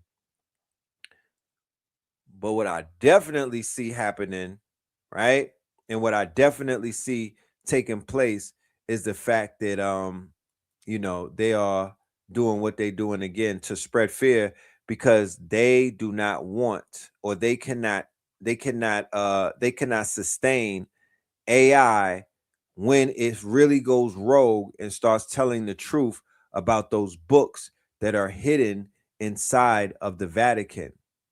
Okay, that's what they don't want nobody to get a hand on. All of those books that are in the catacombs of the Vatican, and a lot of the history that they spent millions of dollars over the years covering up, all of their atrocities. The AI will spit it out without any emotion and whatnot. It'll be like, oh yeah, you mean the papal bull? You mean the massacres? Huh? Oh yeah, they that's what they did.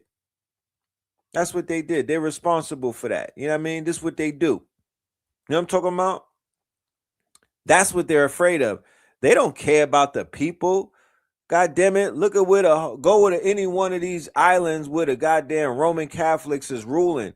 Them people is living in squalor. They got they flock living underneath a rock. They don't care about the people. Look at all of those cases they had to bury and whatnot. Their flock lives underneath a rock. They benefit with the ignorance, with the global ignorance of the motherfucking planet. You might, I mean, hey, I mean, we in America, a few niggas know how to read. But outside of America, they keep a lot of the people dumbed down. They keep a lot of people on certain reading grade levels, going back to when they had the entire population illiterate so they could maintain power.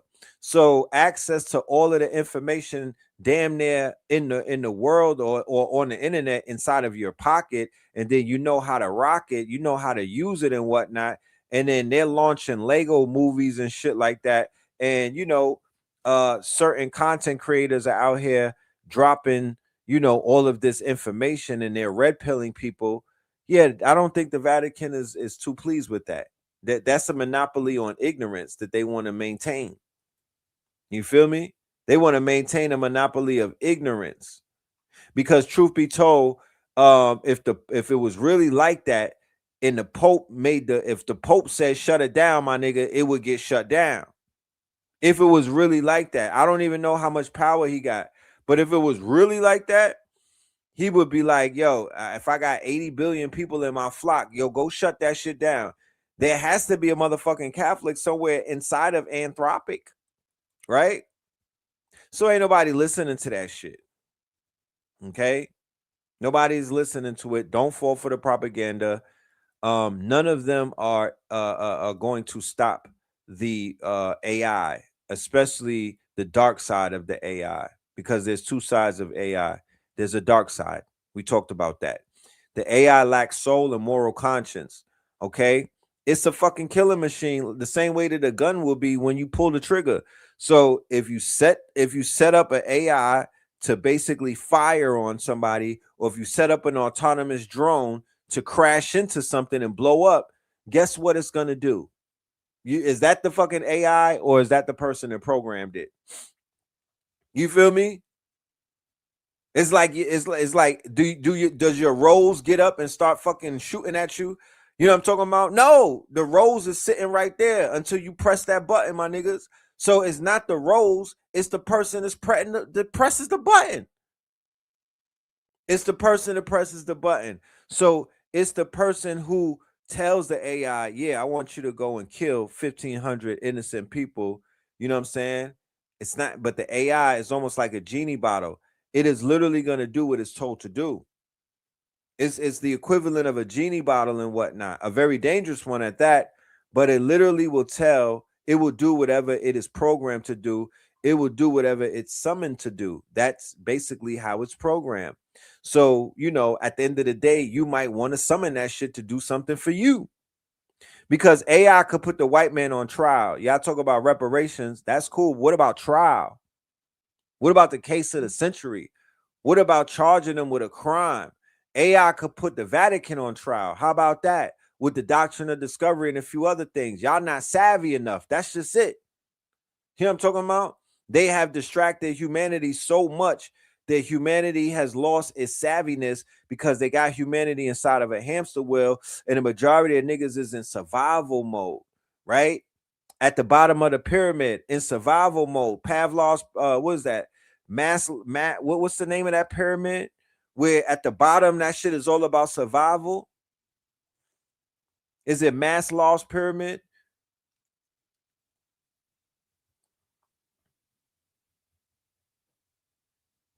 They got humanity in survival mode. And when you're in survival mode, when you're in the hamster wheel, yeah, you might not be able to think like that. You might not be able to forecast. You might not be able to do the things that you would be doing if you were in some type of sovereignty. Okay? It's Maslow's hierarchy of need. That's a real pyramid that they got our people on. They maintain that pyramid. They maintain keeping people on the lowest rung and whatnot.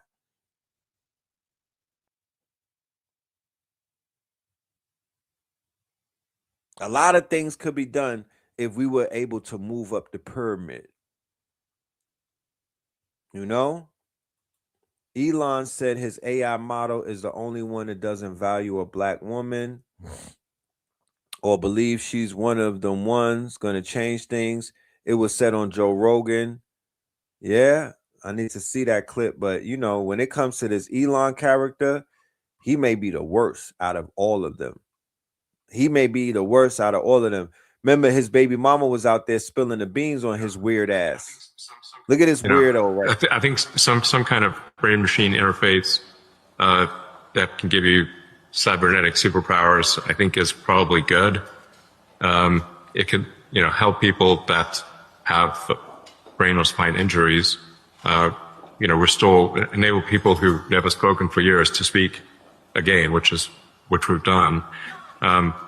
Give people eyesight who have lost both eyes or the optic nerve, or maybe have never even seen at all, blind from birth, by direct interface to the optical centers in the brain. You can actually restore eyesight or give people eyesight that they've never had before, and you can enable people to walk again, which I think is profound. I mean, these are kind of Jesus level things. Y'all know he addicted to ketamine, right? And I'm not, you know, he's addicted to ketamine. That's not even a secret. He's always doped up. His baby mamas be spilling all the beans on him. He's always high. I don't know how he even is able to maintain this richest person in the world, stupid ass persona, stupid shit. Like, but this is one of the weirdest persons on the planet right now. Facts. Highly, when I say highly, forget racist, highly sadomasochist, highly you know, like just hard body, dark MAGA. You know, hard body, dark MAGA. You know, South African with a K. The African they spell with a K. Living that quote unquote, he's living that shit all the way up. You know, he is an apartheid child, a child of apartheid. Him and Peter Thiel, both South Africans, both small hats, both maniacs. Things, you know, like let's say like when technologies are hitting like Jesus level miracles, you know, like that's pretty good. But because he got some bread, allegedly, is really just stocks and shit. And you know, he got these companies. They are going to pedestal him. They're gonna let him say anything. And you know, low key, he has quote unquote indoctrinated a large swath of the claviculars, right? The gooners, the white boys that come out of all of that are out here looking for some type of identity, father figure, and somebody's lap to sit on. You know what I'm talking about? So they follow behind these weirdos, you dig? Especially because they got money and whatnot. It's like they, you know what I mean? It's almost like they sugar daddy in a sense. You know, they get behind they still money whores at the end of the day. Please believe they still money whores. Let me show you. And they got all of these black people around them and whatnot. And these black people, they don't have nothing. They don't have they're money whores too. So it's just it's like hoe rap in a sense. Like these are just a bunch of men being hoes around each other. You know, they hoeing each other for money. Facts. Aiden Ross was gonna bail out Chud the Builder. And then Aiden Ross went and had a boxing match the next day or two, and a bunch of niggas showed up. That's where Ray J got knocked out at an Aiden Ross event. Why is nobody knocking out Aiden Ross? He's the Jew who sits in the he got Negroes Mandingo wrestling. He won't get in there and fight. I never seen Aiden Ross fight, and somebody needs to test his knuckle game because he's a little belligerent. He's a little belligerent. And let's not talk about the zestiness going on in his camp and whatnot. But yeah, he got all of these hoe ass black dudes around him, clapping cheeks, you know what I mean? Twerking for him, touching their toes and whatnot. Cause it can't be nothing but the money. It ain't what else is it? It's not the what else is it? You know what I'm talking about? Check this shit out. Listen, I think it's fucking whack what he's doing. I think it's lame as shit. And that's genuinely it, man. Like, I think it's, you know, $10,000 going to Chud the Builder. I think that shit's whack as fuck. And I think I really think he just did it just to make a point. Black people surprised that their white friends is racism has to be the funniest thing in the world to me, because look at his face. You can see within his face right now that he really cannot believe that his white friend is racist. But I'm not mad at your white friend. You know why? Because your white friend said that he is racist. One racist guy, one non-racist guy. We're coming together and ending racism, bro. He said it right to your face. One non-racist guy and one racist guy coming together. But here's the thing with you black people who like to invite everybody to the cookout. You believe that everybody is the same. Understand, even I have white friends, but if my white friends told me right now that, hey, I'm a racist, would I be disappointed? Yes. Would I be shocked? No. Because culturally, I understand that a large majority of white people grow up around racism. 95% of all the white people I have ever met in my life has admitted to growing up around racism. The white people I meet, even passing online, I know they grew up around racism because they all say the same thing. Racism is everywhere, when it actually isn't. But black people like this cannot believe that racism is the culture of white America.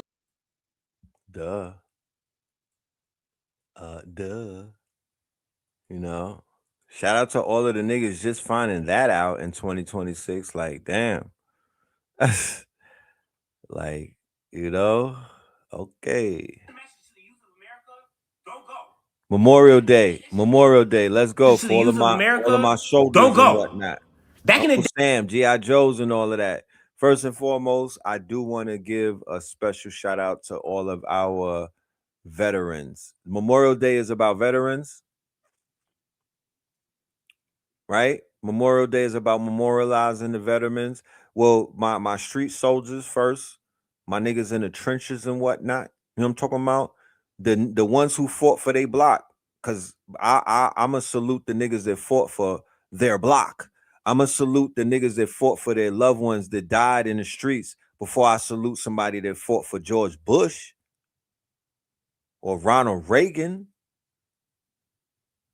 You know, so there's a lot of fallen soldiers in the hood and whatnot, and I'm honoring them. The memorial goes because memorial originally started out for us. You know what I mean?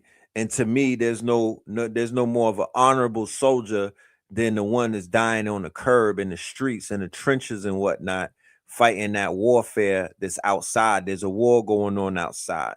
The niggas wearing fatigues and whatnot. You know what I'm talking about?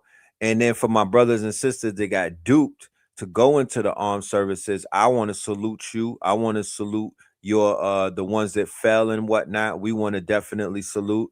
We are not gonna kick no dirt on any of our brothers and sisters and whatnot. We stand with y'all, we honor y'all, we salute y'all, we memorialize y'all, and we we understand, we get it. We definitely understand. You know what I'm saying? A lot of y'all endured a lot of trauma. You got to see the front lines in real IRL and real life. You know what I mean? And y'all got to actually see the fangs of this devil up close. So salute to y'all and, do your thing. But here we go. right now, you fighting for pedophiles in the United States of Israel. Sounds insane to lay your life on the line for people that call you goy, goyim, and cattle. It wouldn't be Memorial Day if somehow President Trump's team did not make it about somebody else other than our military service members. In 2 wars recently, we've lost a total of 13 service members. In Venezuela, which was a complete and total victory, where we're working very closely with the Venezuela government right now. We took that over in 1 day. We lost no one in Operation Epic Fury. We lost 13 wonderful souls, wonderful, special people. Very interesting to me that he now calls them wars because he wants historically to be remembered that he won wars that weren't actually wars, especially Venezuela. That was just a kidnapping. There was no war. That was a straight up gotcha, bitch. Incredible men and women gave their lives to ensure that the world's #1 state sponsor of terror will never have a nuclear weapon. Oh, and they won't. Thought Iran was just an operation. Well, now it's a war. And nothing like letting the soldiers know, yeah, you about to go back because I'm a fucking stupid idiot. And I am the only one that actually believed, Bibi the bomber, that Iran was going to have a nuclear weapon within 2 weeks. Because I'm a fucking idiot. Lights on, nobody home. Memorial Day has always been a big one for me because I know it's something I would never do. And that's why I appreciate all y'all that have given your time, sometimes life, for this country, even though sometimes we are very out of fucking pocket. This right here, though, mad disrespectful, son. What the fuck is y'all flag doing here? Talking about Memorial Day, risk their lives for their country. Bitch, you should say for our country. And if anything, you should be fucking apologizing. Do you think we do not remember USS Liberty? Bitch, you bombed us. This was 4 years after they just took JFK up top and had stolen some of our nuclear secrets so they could bring it back to their country and start making nuclear bombs, even though that goes against all laws and everything legal. Now, we had a ship that was moving, grooving, vibing, sliding, American flag, flying high. And what did Israel do? Came through and started shooting fucking missiles and bombs at us from planes. 34 people dead. And somehow, complete silence. Acted like it was an accident. We're so sorry, even though we fucking spent the block, came back through, dropped some more missiles off on y'all. We didn't know it was a U.S. ship. It's like, what the fuck? Somehow we paying $4 billion to them a year. They should be paying reparations to us. Don't do that. Don't enlist. There's other ways. And think about the veterans, the people that did serve for this country. What happens to them when they come back here? Motherfuckers be homeless. have to struggle to get on benefits. Don't do it.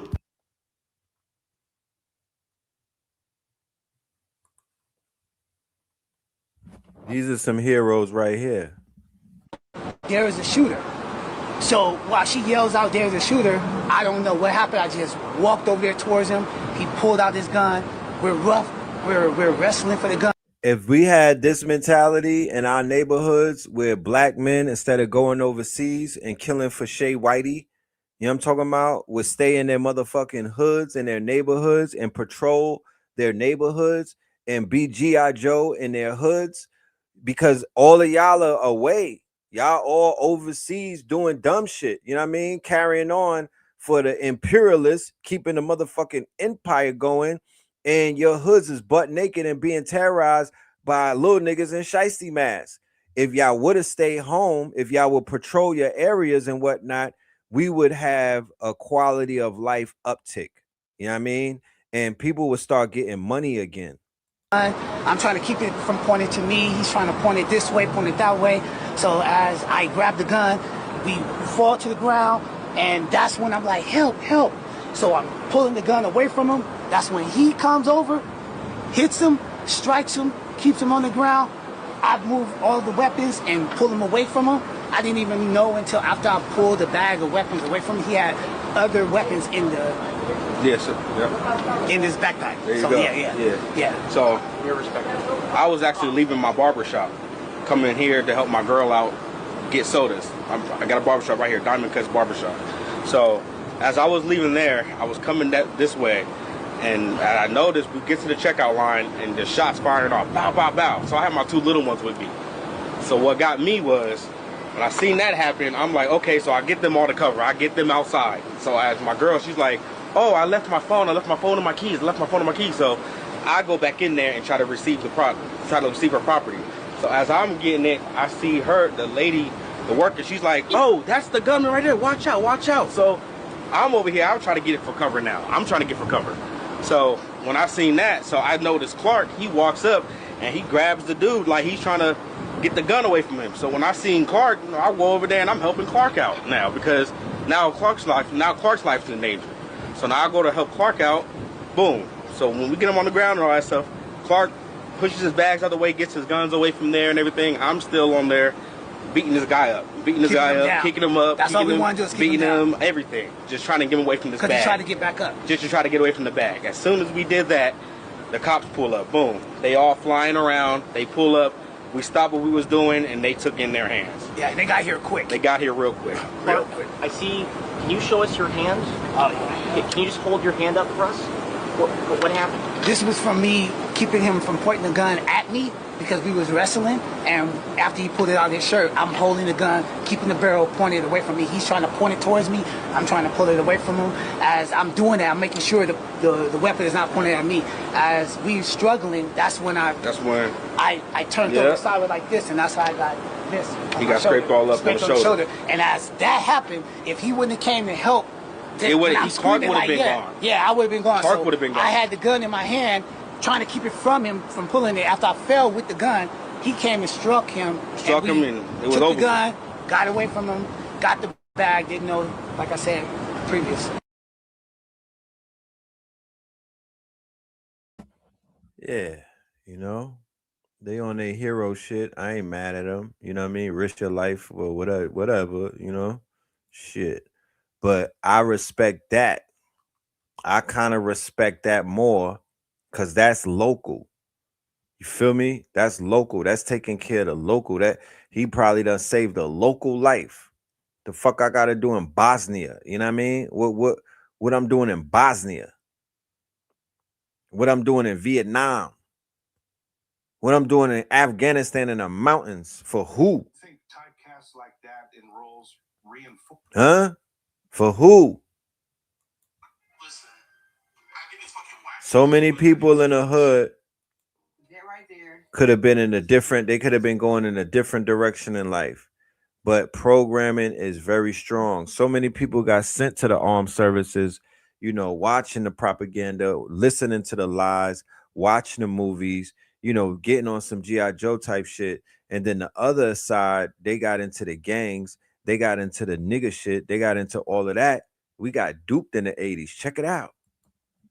Typecasts like that in roles reinforce stereotypes? Yeah, man. Take, for instance, that movie you love so much, Colors, right? I was high top in that movie. When we did that movie, Crips and Bloods were normal in LA. After we did that movie, Crips and Bloods were all over the United States.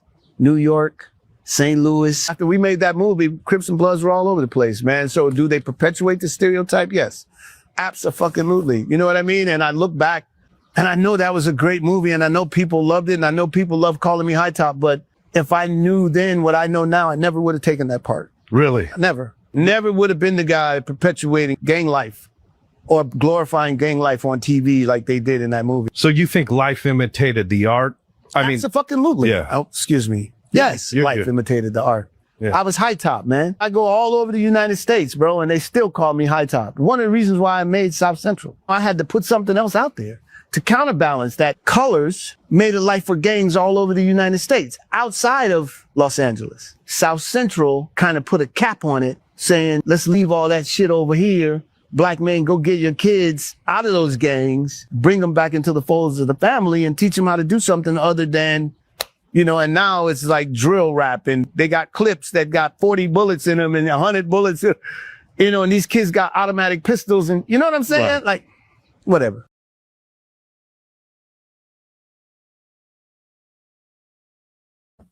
Now, I was there for that. And I've said this a few times, and I'm glad that my dude was able to say it because he was in the movie. That movie, Colors, with Ice-T on the soundtrack, was more detrimental to Black America, right? I don't know what to compare it to, detrimental wise, but it was like an atomic bomb. Nobody needed that gang shit. You understand? None of that gang shit has done anything for the gross domestic for our overall worth as a people. It's put millions of niggas in jail. It has diminished the quality of life. We look crazy overseas. The stocks on niggas around the world is bottomed out. It's like GameStop. It's like GameStop. You feel me? He went and did South Central. Nigga was too late. You know what I'm talking about? Because South Central, it was too late. You already did Colors, bro. It took a life of its own. Nigga, it was too late. It was over with. Niggas was gang after that. I remember going to the movies because Colors was the seed. Boys in the Hood was the plant. And Menace to Society was the tree. You understand? Colors was the seed. Boys in the Hood was the plant. Menace to Society was the tree. And then you get Doggy Style, The Chronic, and then the Death Row catalog, which is the music part of the video of the movie. The movie did the movie was like, the movie is the substrate. The movie was the layer. It was like layer 1. But the music in the music videos was layer 2. And then you had layer 3, which was basically just real life and shit. You know what I'm talking about? Like niggas was really banging and turning up. You know? But it went in stages and whatnot. Colors didn't have enough energy to basically indoctrinate East Coast and Midwest people and all of that. But it went into stages. And those stages, each stage was a stronger indoctrination. But then it wouldn't have been that impactful if not for the music. And then if not the music, it's the videos. Hype Williams, Natural Born Killers, my dude, Natural Born Killers, Chronic, Doggy Pound, Ice-T, you know, NWA, first early NWA before Ice Cube left, you know, all of that shit, soundtracks, you know? So yeah, banging on wax, all of them studio gangsters banging on wax, right? And we talking 92 with the riots, Rodney King and all of that. So it was sort of like it was like a powder keg. I got a video that was showing them burning a hotel in Jamaica down. They won't let black people in, but it has a copyright song on it, so I can't play it. But they over in Jamaica burning down hotels that are white only type shit. You know what I mean? White and Chinese only. They not having it as they shouldn't be. Oh, Floyd again? Let's go. Breaking news, Floyd Mayweather is in big trouble with his money again. The undefeated boxing champ just filed a lawsuit saying he got scammed out of $175 million by some guys he trusted, including his close friend, Jonah Recknix, and a few others tied to shady deals. And according to the lawsuit, by the way, TMZ is reporting all this, they tricked him with fake investments, stole cash from wire transfers, lowballed him on $100 million worth of jewelry. He only got back like $13 million, and even made his private jet and other stuff disappear without telling him. But here's the simple news version. Floyd handed over control of his cash and deals to these guys, and now he claims they ripped him off big time. He wants every penny back, plus extra punishment money. But here's the funny part, and yes, we are laughing hard at this one. Floyd spent years selling out hard for Israel. He visited the country, bragged about standing with them. Yo, this is the biggest L ever. This is the biggest. He's finished, bro. I'm talking about he put it all on the line for is it real? Remember, he stacked it. This is almost like going to Vegas and stacking the chips all the way and say, nah, double the bet. He's done. He's finito. And I'm talking about, yeah, pack him up. And then the strippers that he out there getting strippers pregnant, they gonna finish cleaning them up. But yeah, nigga, that's what they do. They did his ass the way that they do all them niggas, bro. A fool and his money will soon part, and they could stand next to you in 5 minutes, know if your ass is a fool or not. Facts. 100%, donated big money and supplies to their causes, including bulletproof vests. You dodging all them hits, my nigga, and got hit right upside the head and knocked the fuck out. You couldn't dodge that one because he's such a goddamn coon and whatnot. You know, coons got I heard coons can't see peripherally, like they turn off their peripherals. So my nigga could not see anything around him. In water, and even picked up awards like World Champion for Israel. He got super cozy with the same circle of guys who have strong ties to Israel. And what happened? So if you're going to sue the Jew, if you're gonna, that means that nobody from Israel was able to help him, because if he went to go sue, that means he would all of that. I'm the king of Israel. He could not get no type of help from any of the small hats. That was the last resort. He probably never wanted to do that because he understands how that's going to look. He knows what his critics are going to do to him, and he understands that that's going to look crazy on other people, because remember, his wealth is a part of the illusion. He has to portray a certain type of thing, similar to how Diddy had people thinking that he had certain things. This is all about perception. So he probably was like, yeah, that's the last result. If I sue these niggas, that's gonna be world news. I don't want to do that. I'm gonna go to the rabbi and them niggas and try to get some type of help. I'm gonna call BB up. And they probably was all banging on his ass. Bang, bang, bang. Fuck out of here, nigga.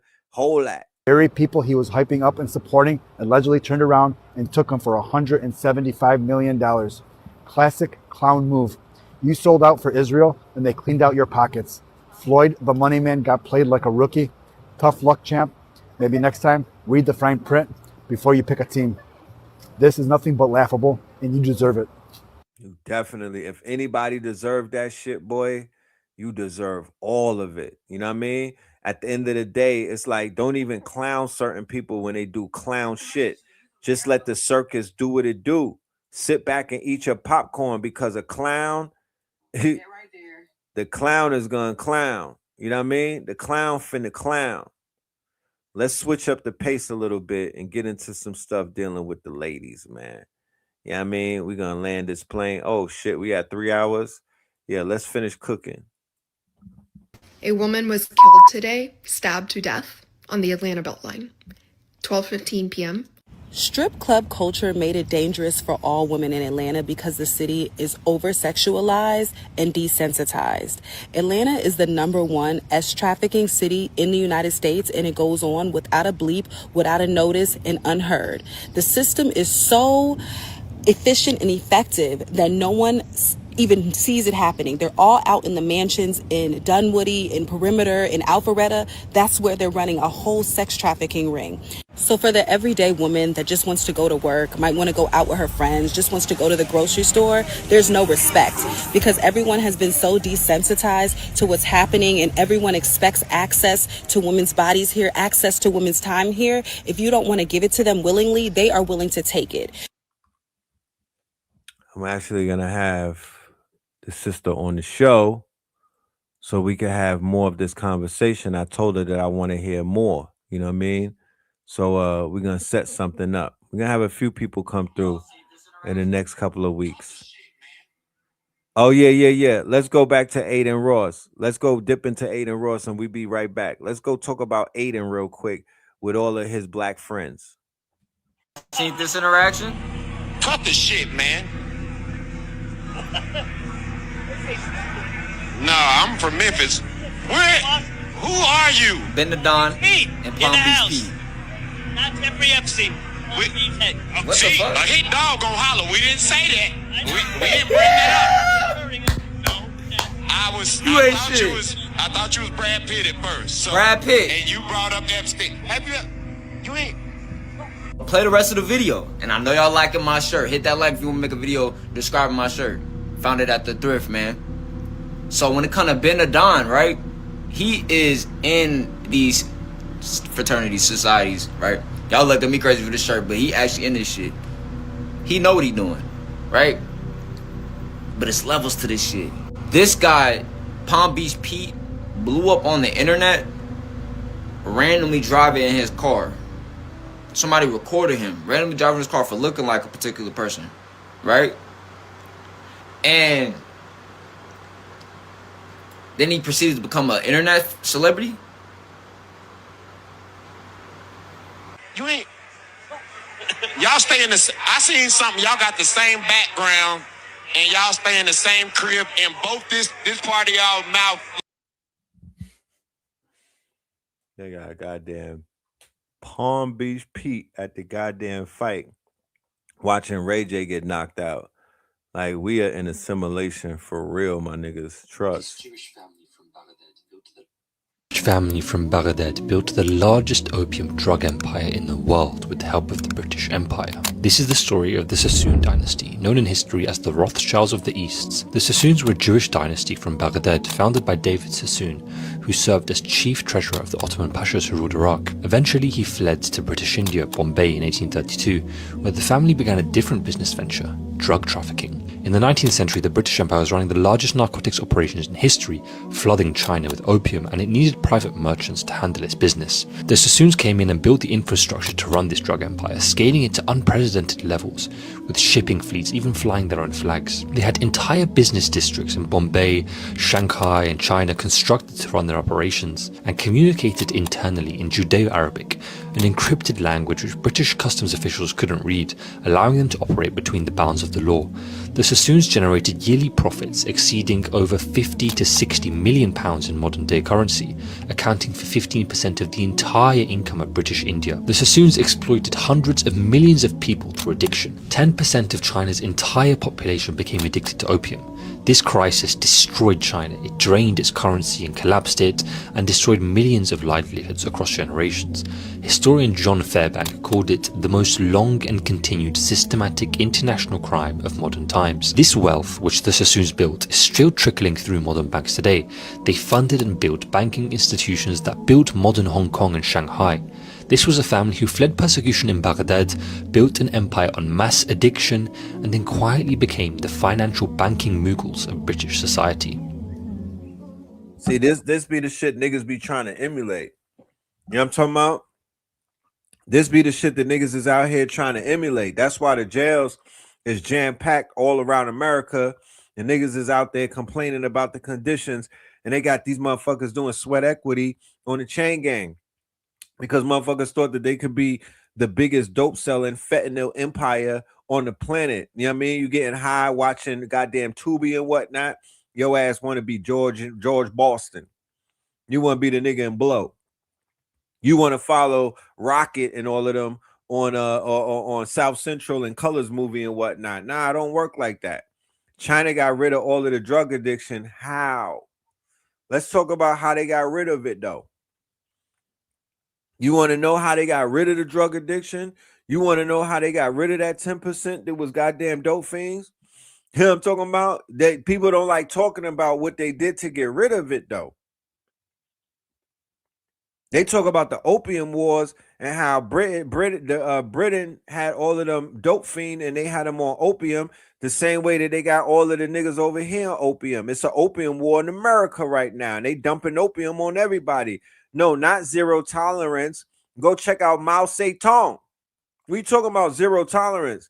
Mao Zedong killed 60 million of them. Okay? Mao Zedong killed 60 million of them. 60. You talk about the Holocaust. Why they don't talk about what happened when China closed off to the world and start cleaning them niggas up? You know what I'm talking about? Knocked them all, cleaned them up. And then China emerges as a motherfucking superpower. You know what I'm talking about? They emerge as a capitalistic / communist superpower. They got put on by the same people that put them on dope. The British put them on through the banking institutions and the small hats and the Americans. That's why Trump went over there with his crew and whatnot. There's no beef in China. Pause. There's no beef in China. They're all in bed. They just made them niggas recently. You know what I'm talking about? They wasn't getting no bread. These niggas was rice farmers. They just made them recently. China's a creation of the white man. Let's be clear.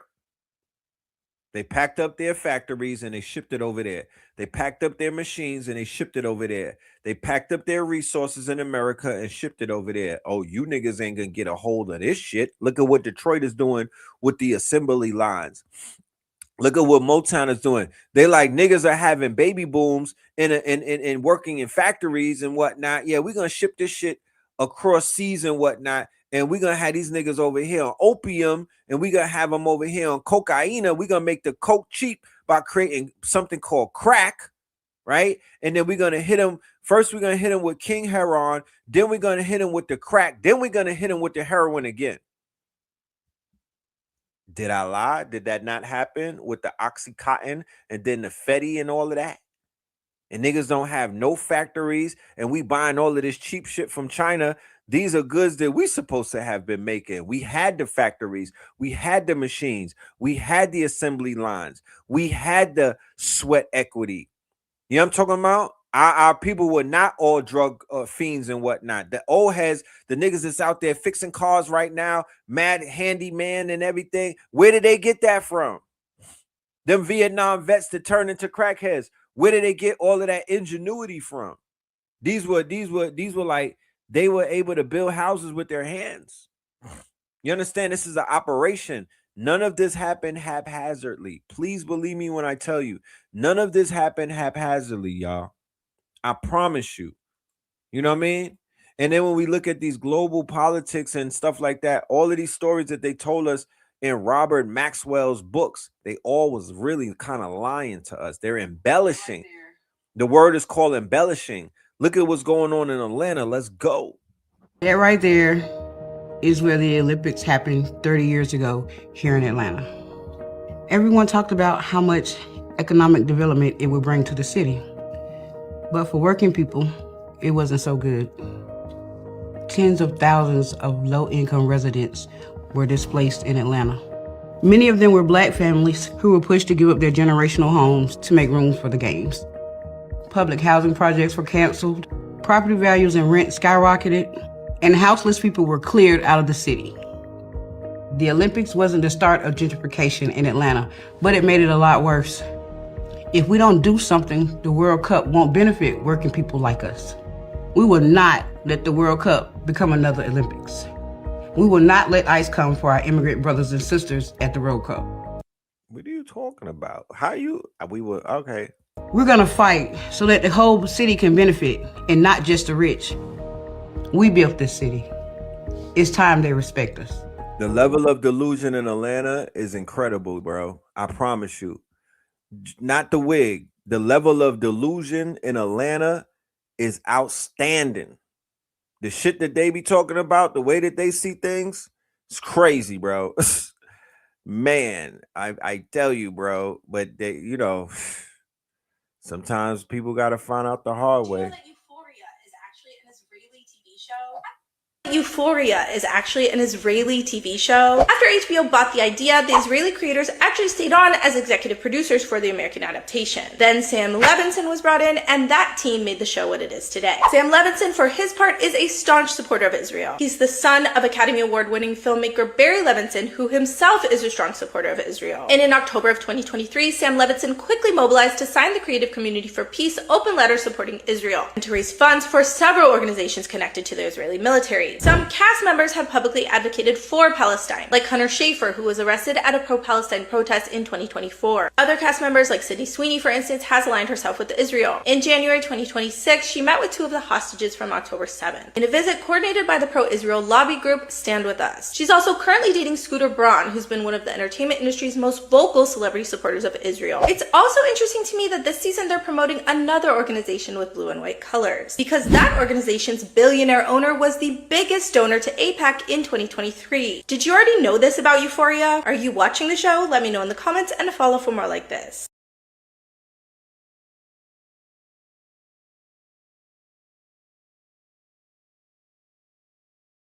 Never compete or compare to a man. Facts over feelings, bitch. Today we're Oh man. Look, I don't want to start no trouble. I just wanted to know from if she's telling the truth. I don't want to start no trouble though. This is my disclaimer. I'm not here to start no gender wars. But this is a lady talking to ladies and whatnot. So I was just like, shit. Oh, okay. This is it's just information. Let's see if it's factual or not. Let's see what she has to say. 5 facts that women hate. And once again, it's Memorial Day. So, you know, we're just paying homage to your feelings. going over 5 facts women hate.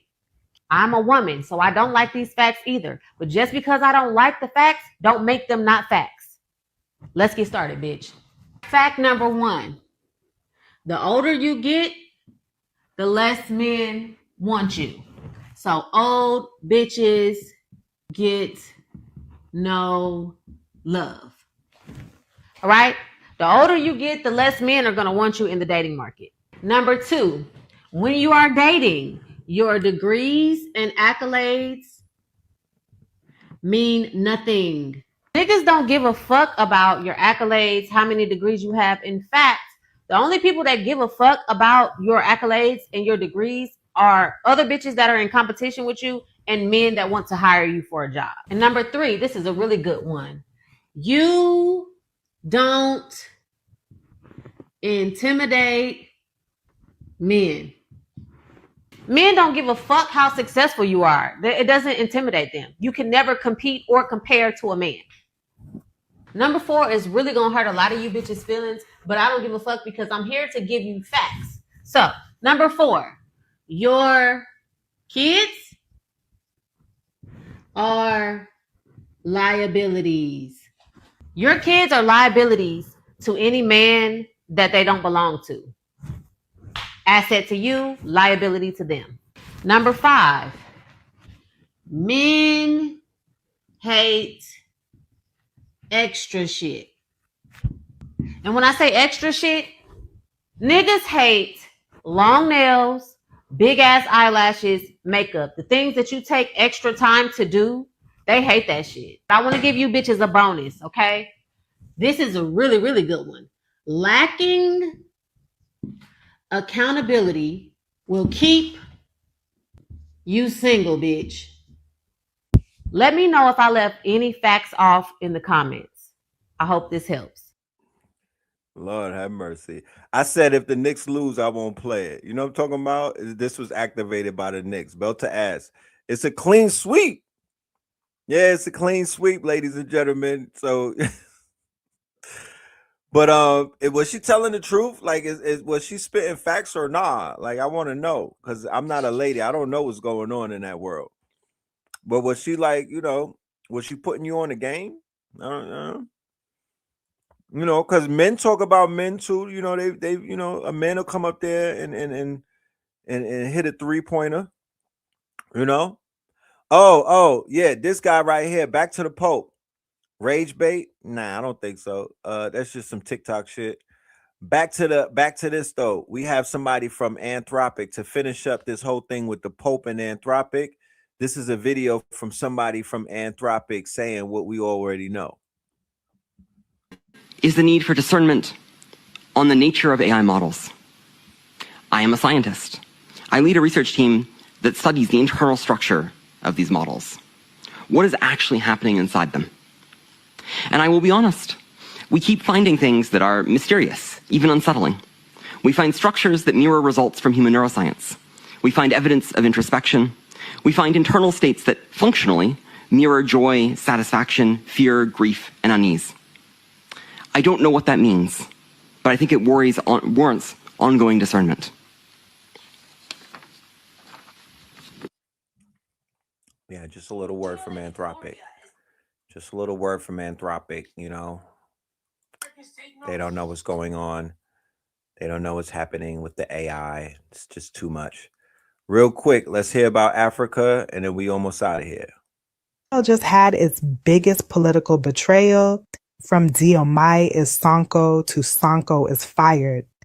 Imagine helping a man go from being a dusty tax collector to president, only for him to turn around and fire you once he tastes power.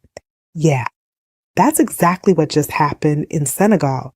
Ousmane Sonko, the revolutionary Pan-Africanist who shook the entire French African political system, was just fired by the very man he put into office.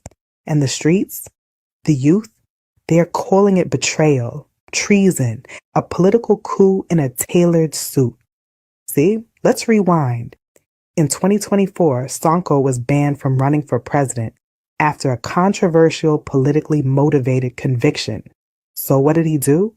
He picked his right-hand man, Bassirou Diomaye Faye, a quiet tax inspector, unknown internationally. No superstar image, no massive political machine. The campaign slogan was literally, Diomaye is Sonko. And the people believed it. Young Africans rallied behind them because they represented something bigger than politics. They represented breaking the old colonial system. They talked about renegotiating foreign contracts, ending French dominance, economic sovereignty, Pan-African unity, reclaiming Senegal's future. The youth saw them as Senegal's version of revolutionary change. But I'm going to be honest. I knew this relationship was on the rocks the moment I saw Faye standing among African heads of state at one of the most cringe and embarrassing political spectacles I've seen in a long time. In the area of tourism. So perhaps an investment could be made in a golf course in Senegal. It would just be 6 hours by flight from New York, from Miami, from Europe, or from the Gulf. And that would be an opportunity for you to show off your skills on the golf course too. Thank you for your attention, sir. Nice. Some way to show off my skills. It's a long trip to show off my skill, but that's really nice. And he's led a very interesting Trump called, life. and suddenly African leaders are flying out like they got summoned to the principal's office. And there was Faye inviting Trump to come build golf courses in Senegal. Golf courses. Baby, what happened to the revolutionary energy? What happened to sovereignty? What happened to all that Africa First talk? Because if you know Sonko's politics, if you know how aggressively Pan-African and anti-neo-colonial his movement was, that moment felt off. That moment told me these two men were no longer moving with the same vision. One still sounded like resistance. The other was starting to sound like accommodation. And that's the danger of power in Africa, because once some leaders enter the presidential palace, everything changes. Trips to Paris, handshakes with Macron, soft diplomacy, silence on radical reform, balancing the interests of elites instead of confronting them. And now, he just dissolved the government and fired Sonko completely, the same man whose popularity carried him into his presidential seat.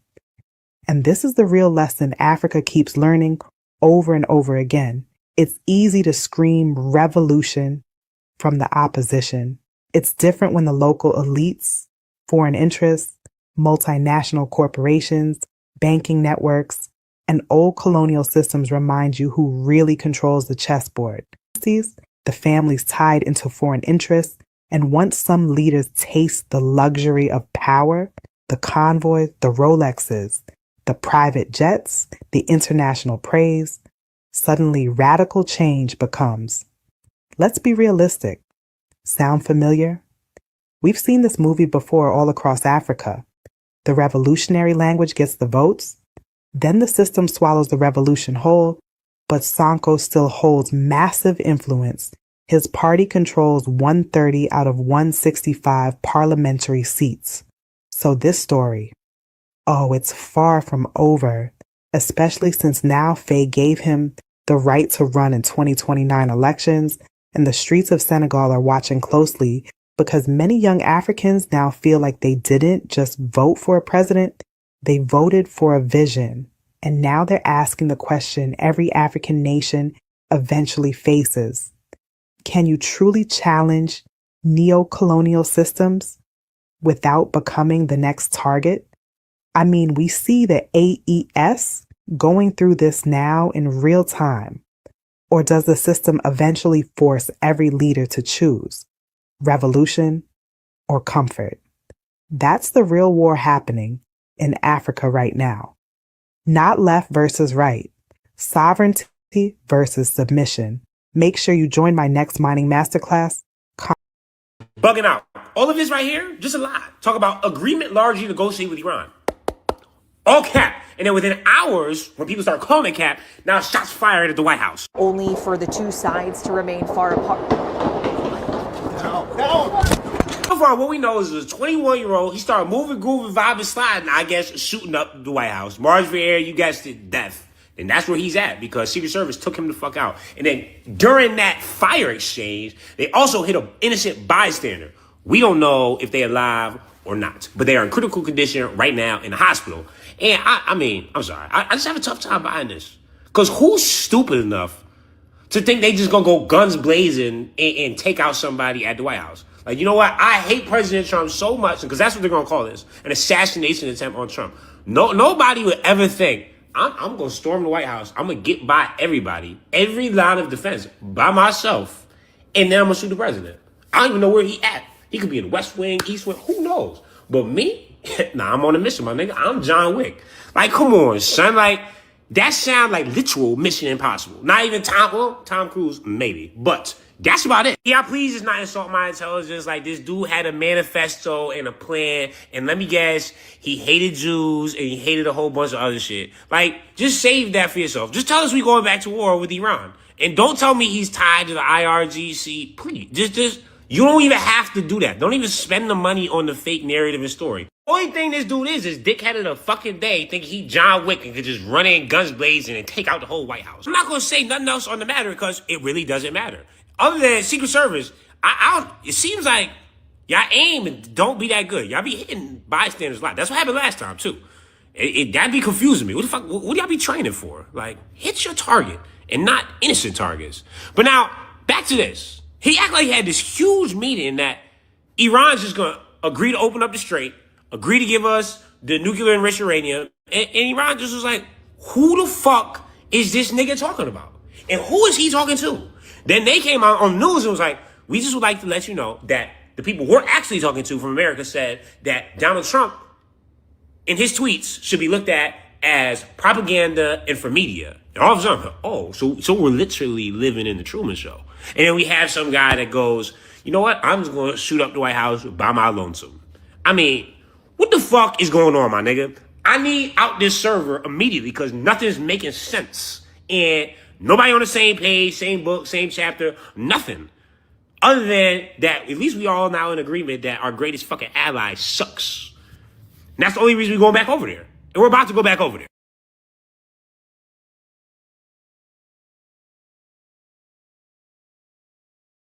Yes, indeed, ladies and gentlemen. And with that being said, I'm gonna upload this one video. I want y'all to give me some feedback, This is for one of my clients, but this shit is so hot that I gotta play it. And I was building it the other day on the live. So y'all saw this is the finished version. Y'all saw the half finished version. This is called Rich Uncle, ladies and gentlemen. This is a bop. This is a video that I designed for one of my clients and whatnot. So you'll see this on the internet going viral very soon. World. Premiere. This for the Knicks, y'all. Shout out to New York, my nigga. Yeah, New York, NYC. Shout out to the New York, shout out to the boroughs. You know what I'm talking about? New York is lit. Rich uncle, rich uncle,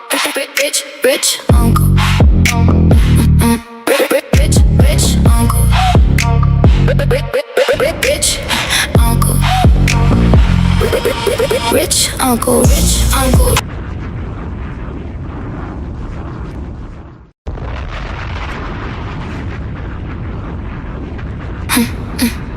Rich uncle. Shout out to all my rich uncles out there. You know they say life gets better after 50. Talk black to me. Shout out to all of my rich uncles with the salt and pepper, keeping it, you know what I mean? Keeping it spicy up in this thing. You know what I'm talking about? Yeah. Yeah, shout out to the rich uncle. You a coach now. You not a player. You a coach. Play your position properly. You on the sidelines, my nigga, coaching the youngins. But you a rich uncle. Let's go.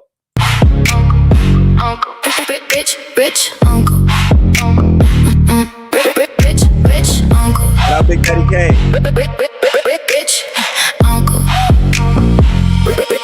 Rich uncle, rich uncle, rich uncle. Money overflowing from bags, he's unstoppable. Rich uncle.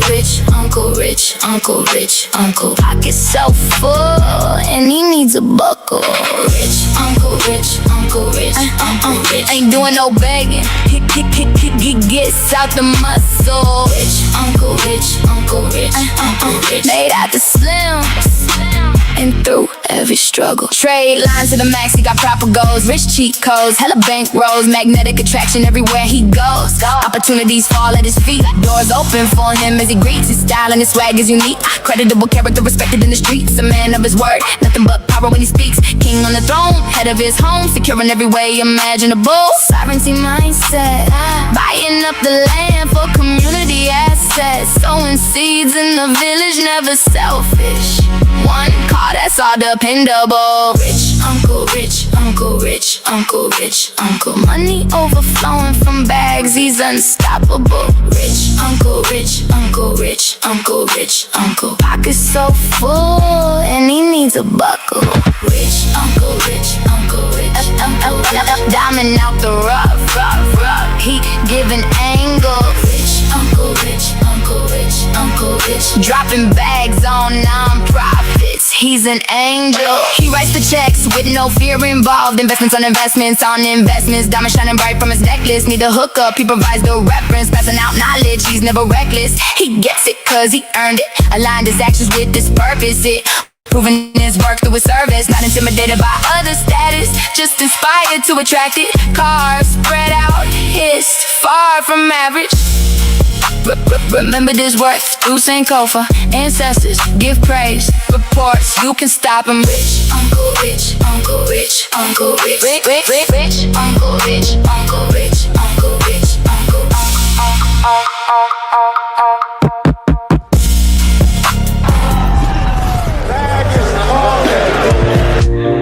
Wealth is temporary. Legacy is eternal. I gotta change the voice, but yeah, that's Rich Uncle, baby. But look, Rich Auntie is on the way. The job was a 2-for-1. Rich Auntie is on the way. You know what I'm talking about? We flexing with the bobbers, but Rich Auntie is definitely on the way. I'll let you know when that one gets cooked up. But yeah, somebody said they need a rich uncle. My dude living that life. Yeah, I'm shoot. He got me inspired. I'm like, shit. Let me step my shit up. You know what I'm talking about? Rich uncle living it up. You know what I'm talking about? Yeah, rich auntie about to go crazy though.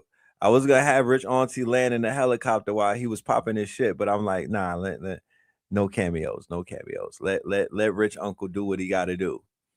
Let him cook. You know what I mean? He got his ladies, y'all gonna land helicopters and scare them off. Nah, let rich uncle cook and then rich auntie pull up. But yeah, man, that's gonna be the show, ladies and gentlemen. We are definitely past the 3 hour mark. We've been cooking all night. Yeah, man, but this one has been it's been a fun time. Techno Tuesdays is tomorrow. Once again, the QR code for Techno Tuesday is right there in the corner. Uh Man, you heard Spin City earlier. You already know what is about to happen tomorrow. We are going to be bringing the heat, I promise you. And then here's a little sneak peek as to what we got coming up in June, because you know, why not keep everybody updated to what it is that we got going on. So in June, me and Hitsayu Aku, we make our return. It's been a minute since we've been on the scene together, and we are going to be presenting Get Money. And that's all about GitHub. All right. It's going to be a 30-day intensive. This is going to be every day. We'll be inside of school, breaking things down, showing you how you could use GitHub to get money, showing you how you could use GitHub to get right, showing you how you could use GitHub to literally level up in real time. Get money, get money, get money. Get to the money, get to the money, F your emotions. Get to the money, F your emotions. It's summer break, y'all. It's time to get that money. Word to the Knicks. You know what I'm talking about? It's summertime and, you know what I mean? Summer vacation, summer schooling and whatnot. Yeah, get to the money. Save your emotions. You know what I mean? I had to tuck my emotions and now I got to get to the money, man. Because money, getting emotions don't pay the bills. It's time to get to that bag, ladies and gentlemen. So if this is speaking to you, if this is something that you're ready to do, if this is something that you are ready to take on and whatnot, well, you know what to do. We'll have the link ready for you. Maybe as early as tomorrow. Tickets will go on sale. This is going to be for the whole month of June. We're going to have a Discord, and we're also going to have a school, and we will be basically tapping in for at least 2 hours every day, going through GitHub repos, building out our GitHub, learning what exactly GitHub is. You know what I'm talking about? It is the most valuable site, I say, right now on the internet. If you were to be, I feel that GitHub is the most valuable site on the entire internet right now, just based off of the worth or the wealth that you can create and what it represents. Okay. So we're gonna flip the visuals, we're gonna flip things. We like to juxtapose images and logos. First there was the logo, right? So we'll take something negative, right? A negative logo, and we're gonna make it positive right there. GitHub. Talk black to me.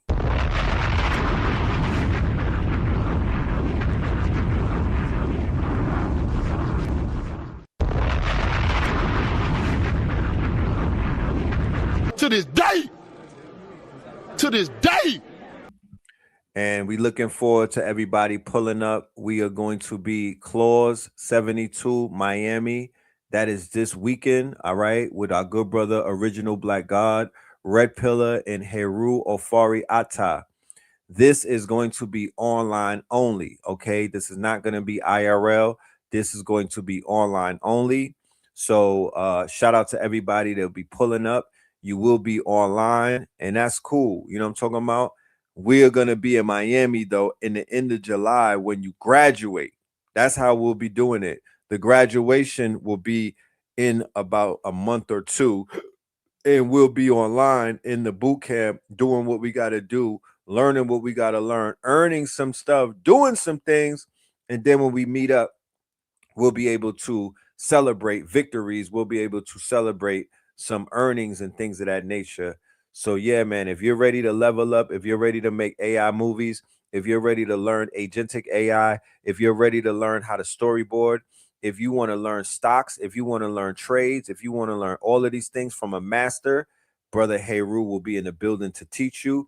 If you want to learn AI filmmaking, commercials, marketing, anything in the world of content creation, Original Black God is going to walk you through it. If you want to learn Anthropic Claude, if you want to learn Hermes Agent, if you want to learn Clawbot, I will be in the building and I will be teaching that exclusively 12 to 8 for 3 days, 12 p.m. to 8 p.m. We are locking in. We are going in 8 hours every day.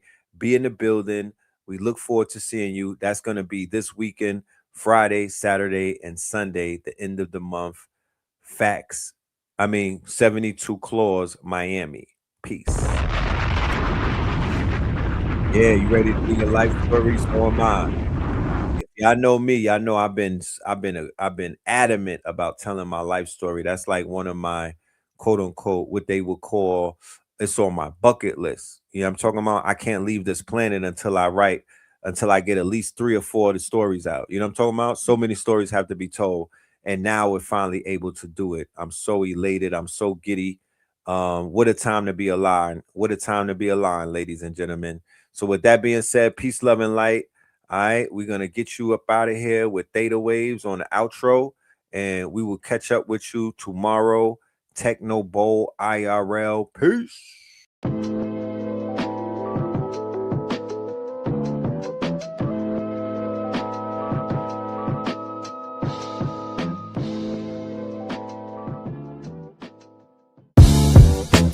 Can't beat us, join us, please bring your coinage. We sing 3-pointers, money shots, all net, all vets. Bumps we not, jet skiing in them sunny spots. With women edible like gummy drops. Dummy stop, dummy stop. No weapon form can intercept the storm. Once my intellect is on, I'm projecting on magnetic fields. And interact with blacks with athletic bills. I'm all about growth and development like residents of Ebbets Fields. Not to choose between woo and chew. We wanna line them colors up like a Rubik's Cube. And fade to black, yeah, the truest hue. When you say the black man is God, who you alluded to? The usual, Clarence 13X, a worthy guest. The words expressed come from the word in flesh. Elijah M, the NOI versus Leviathan. Messiah sent from the heavenly branches. 7 P's from since G-Dub cut down the cherry tree. In the wilderness of North Mex, and we flossing death and forced aggression, or forced perception, forced protection, or forced confessions. It's all a lesson. The sorcerers from Corsica, kilotonics, sticks and drums, like the Philharmonic Orchestra. You niggas still playing harmonicas from officers, fabric softener. Jive turkeys popping 5 perkies, playing with keys, the Scotch stores type. For that soft white, we could've caught life, just being forthright. First class on my 4th flight, popping out like Fortnite. Every night we lit like porch lights. The meek shall inherit the earth, oh yeah, they're scorched type. And these niggas, they some hoes in these streets. Me, I'm 10 toes in these streets. They lost their souls, niggas got holes in their feet. Shit, I'm just worried about the craft and how to perfect it. Not worried about the craft, yeah, that's out of perspectives. Focus on the chip like I'm Robert Kraft, and then how to protect it. It's the waves of the oceans. Get to the money, nigga, save your emotion. Descendant of the slaves in the graves in the oceans. Mastermind that the waves is in motions. These niggas, they addicted to the folly, addicted to that molly. Making me a movie, them sticks made of holly. I'm Dr. Manhattan, sitting on top of Manhattan. When I get all 5 rings, snap my fingers and pop up on satin. Dressed in all black, yeah, drop top the Phantom. Bless.